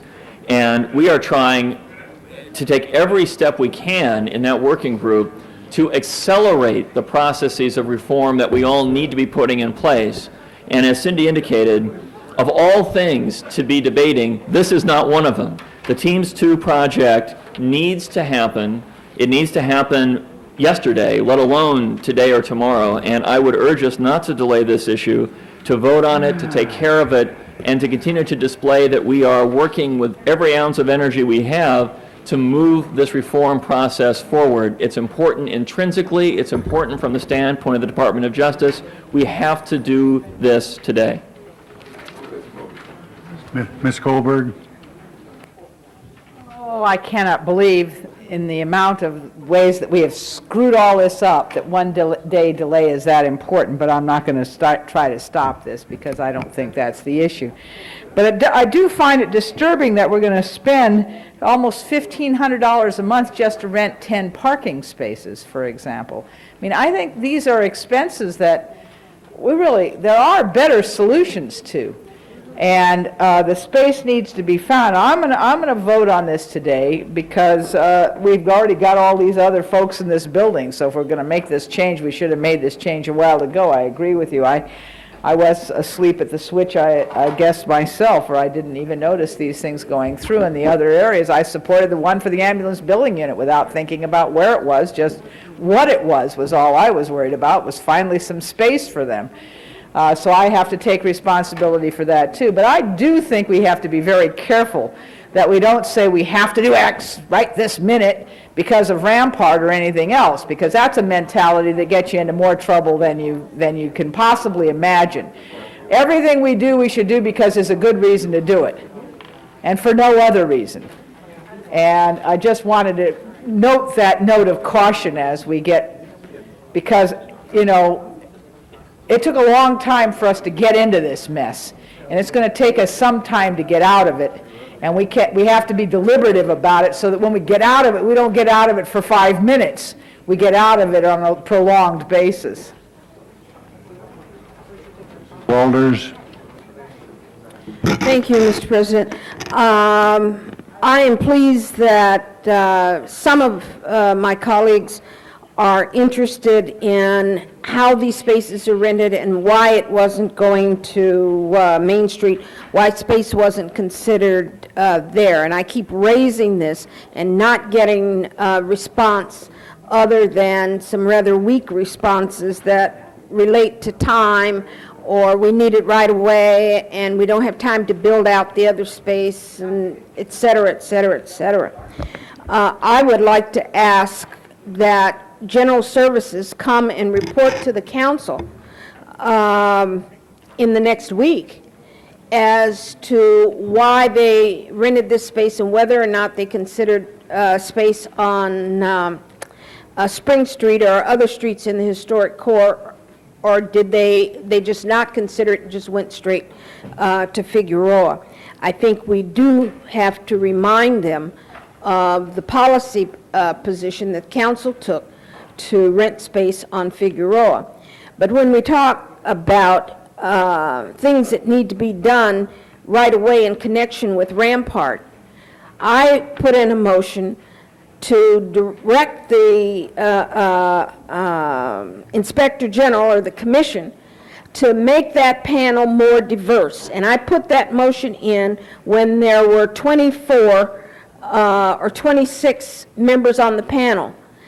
The Inspector General has added 100 new people, and they look just like the 24, 26 that he had before. There's very little diversity, very few racial diversity, very little gender diversity. And I submit to you, and it didn't get any better response in the committee yesterday. The motion Mr. Ridley Thomas put in, asking for a report, was what was heard yesterday in public safety. This is an issue, council people, that we're going to have to deal with. We really must deal with it, because it's just easy to let it go on. Well, we're in a hurry. We got to do Rampart. Okay. Mr. Burnson, did you want to be heard on this? Yeah, I do. I just wonder, we have all kinds of space available right now in the mall across the street, or right across the way over here, that are vacant, are close to us. There's parking available there, which is free. And I hate to be truthful about this, but a lot of the tenants there aren't even paying the rent. So I don't know why we're paying, not just for this particular function, why aren't we utilizing the space that's immediately available to us at no cost? And I would just suggest that maybe that might be the way to go. I don't know. Is it possible that this can be, or do we have to act on this immediately? We need to act on this now. Why? Why do it, hold my Because of the time. focus there, because of Teams 2, we have the space available. I was just given some information by not only my staff, but also GSD, that Fig Plaza was identified because of two basic reasons. It was faster for us to occupy the space there, and believe it or not, the space at Fig Plaza is cheaper on a square foot basis than the space that's over in the Central Court. So because of the cost... The space in Central Court is vacant. Court. It's costing us money now, right now, just sitting vacant. In the mall, I'm talking about. Oh, in the mall? Yes. Down in the mall? That's what I said. Didn't you hear me? Oh, I was talking I'm about sorry, the they were mall. talking to me. We have how many, I don't know how many square feet of vacant space we have in the mall, but it's considerable. And we have parking available that doesn't cost us the amount that Ms. Goldberg was talking about. Is there vacant space in the mall? There's, as far as I know, there's no vacant office space. There's some small space in the back, we would have to do some build-outs. And that space was shown to the Inspector General and others. And it wasn't satisfactory to them, but would it be? In addition, the build-out, the timing of getting the people in as quickly as possible seemed to be the most paramount thing that we needed to do. And the people over at Fig Plaza had, the spaces were ready, they were available. They couldn't meet on the freeway in the meantime, huh? Okay, that's just, all right, if it's urgent, I'm going to go on, but I think that we need to find, utilize and save our dollars where we have space available. Ms. Sikowski. Thank you, Mr. President. I have no objection to Ms. Walters' motion if it's a separate motion. I think General Services to come back and talk about why time and again we are not going to Spring Street or Main and the Central Core. But members of the council, as Mr. Fuhrer said, this is not one to delay.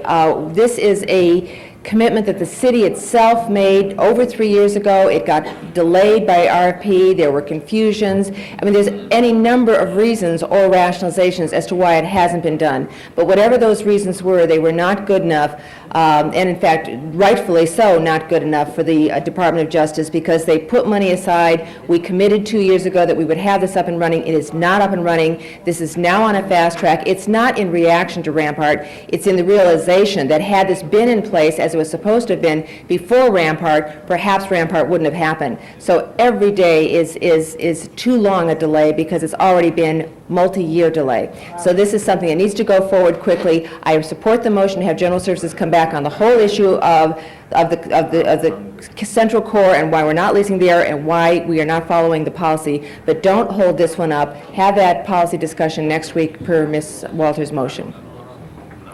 Mrs. Chick? Again, I am going to support this, but I just did a little bit of math in terms of the cost of the parking spaces and the cost per square foot, and we're talking about over $108,000 or about $108,000 a year for this space, which just seems like a high figure.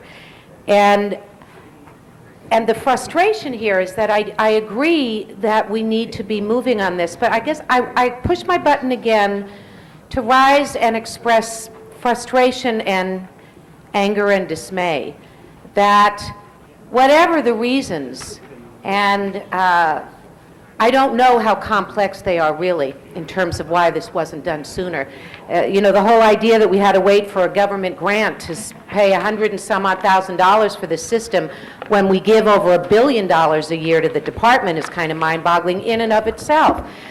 So to me, this is just one more, albeit fairly small piece in comparison to the others, of not good management from our police department, that this has been held off so long that we get pushed up against a corner to have to approve a lease that maybe is a lot more expensive than it needed to be.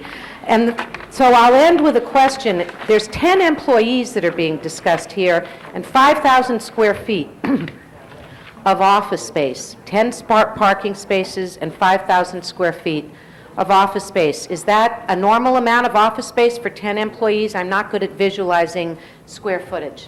Judy Steele from the Chief Legislative Analyst's Office. The project right now has 9 people, 3 people from the consultant staff and the balance from the department. The contractor is here. He's been working for 3 weeks. They have no space to work in. So the number of people will be more than 10 for this area? The project is a 4-month project and this particular phase of the project is the assessment of the system needs. At the end of 4 months, we'll be ready to go into an implementation. When we go into an implementation contract, then there will be more consultants and more staff that will have to be hired. And that's a portion of the project that we're going to be going to DOJ seeking funding.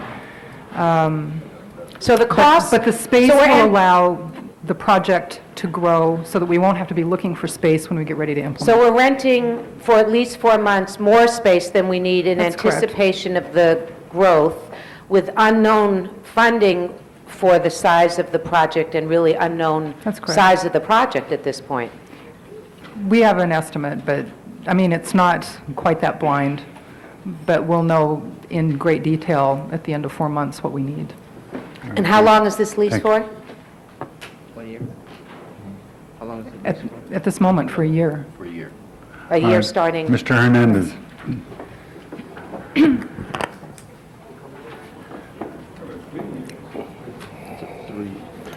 I call for the question, Mr. President. Yeah, there's no one else who wants to be heard, so we have the motion, the special one, prepare the roll.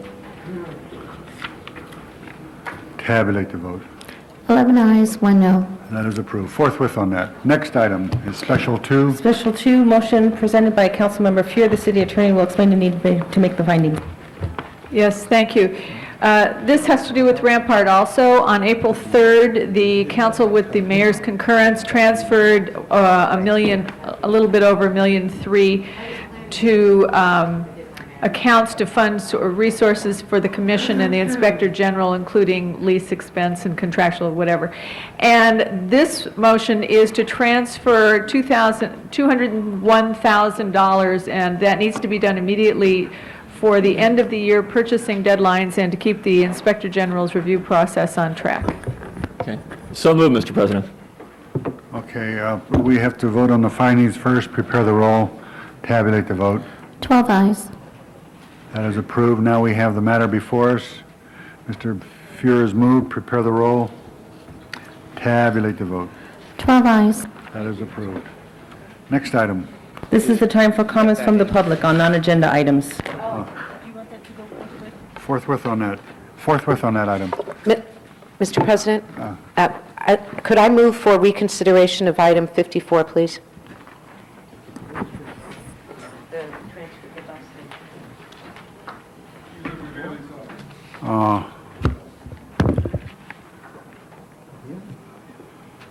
Okay, move reconsideration on item 54. I don't know if we... Prepare the roll. Tabulate the vote. 12 eyes. Okay, the matter is before us. Now, what is your motion? Well, I have talked with staff further from Department of Transportation, and I am comfortable with this going forward today rather than going back to committee, so I want an opportunity to vote again. We got to withdraw it from the committee is the first Right. vote. All right, prepare the roll on with, oh dear. Mr. Savornich?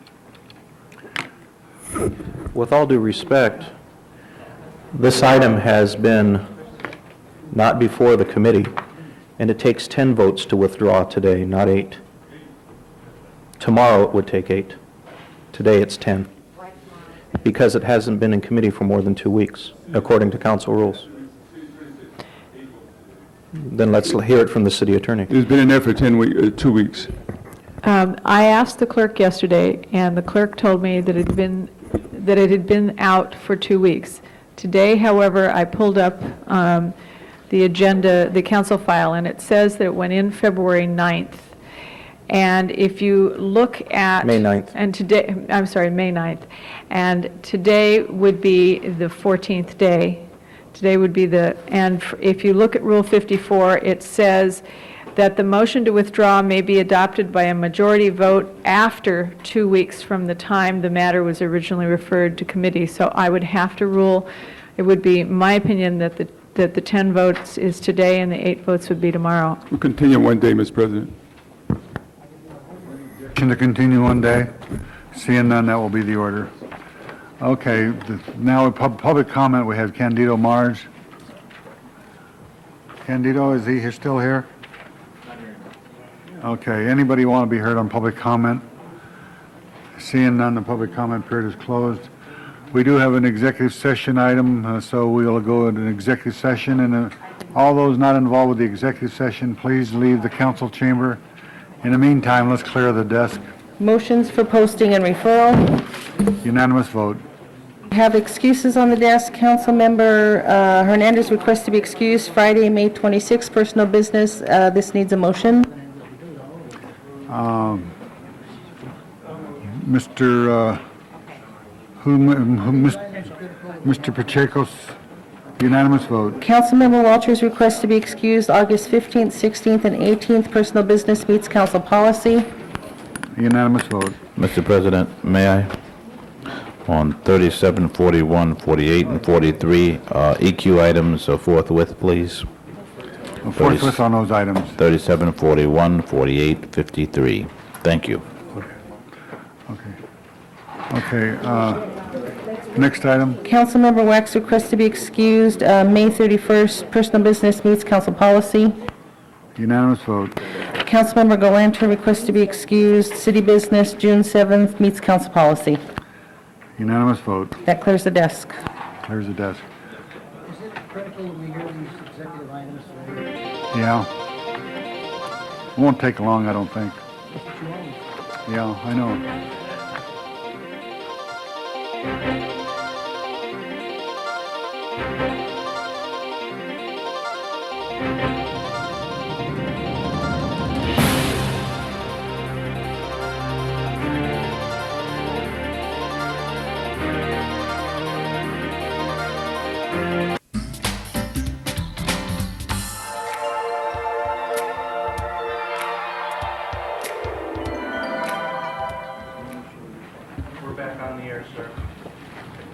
Okay, we're back in open here, Marie. We're back in open session. Anything else before us? The desk is clear, Mr. President. Okay, we have some adjourning motions. Would everyone please stand?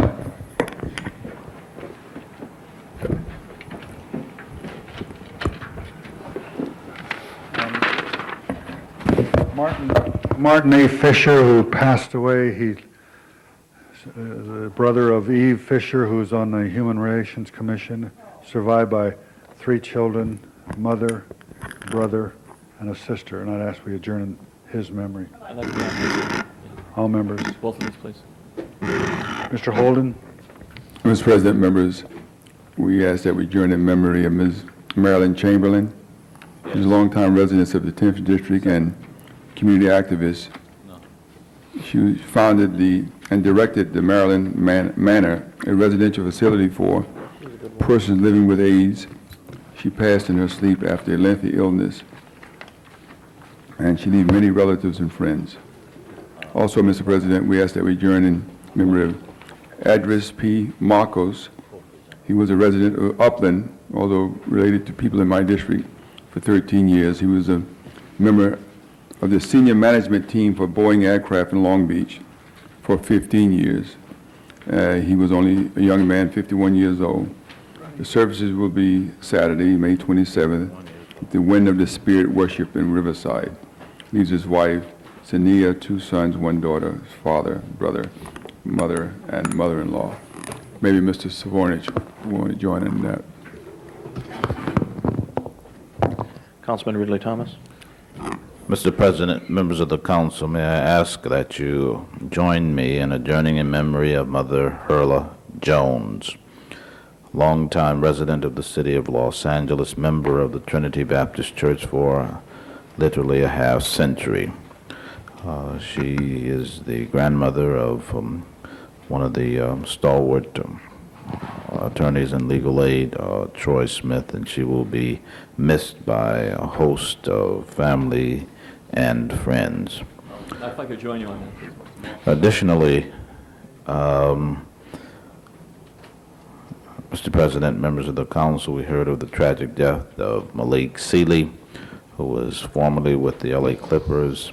He was killed in an automobile accident. At the time of his death, you will note that he was a member of the Minnesota Timberwolves, and he is survived by his wife and son.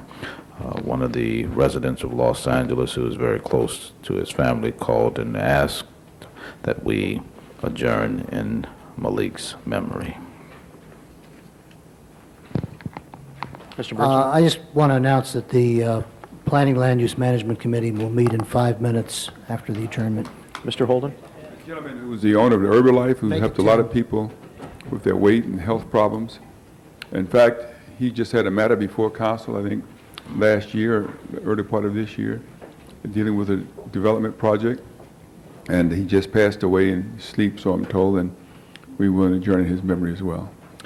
I would like to, from the chair and colleagues, to adjourn in memory of Robert Bob Trinkle, who was a 60-year Wilmington resident, passed away at 79 years of age on May 16th. He was born on December 14th, 1919 in Miranda, Indiana. He retired from Quaker Oats as the plant manager. He was a veteran of the United States Navy and a board member of many clubs, including the Wilmington Lions, the Elks Lodge, the VFW, the Historical Society, the Chamber of Commerce, and the Wilmington Advisory Committee for Banning's Landing, and the former Lions Drag Strip Club. Any others? Madam Clerk, call the roll.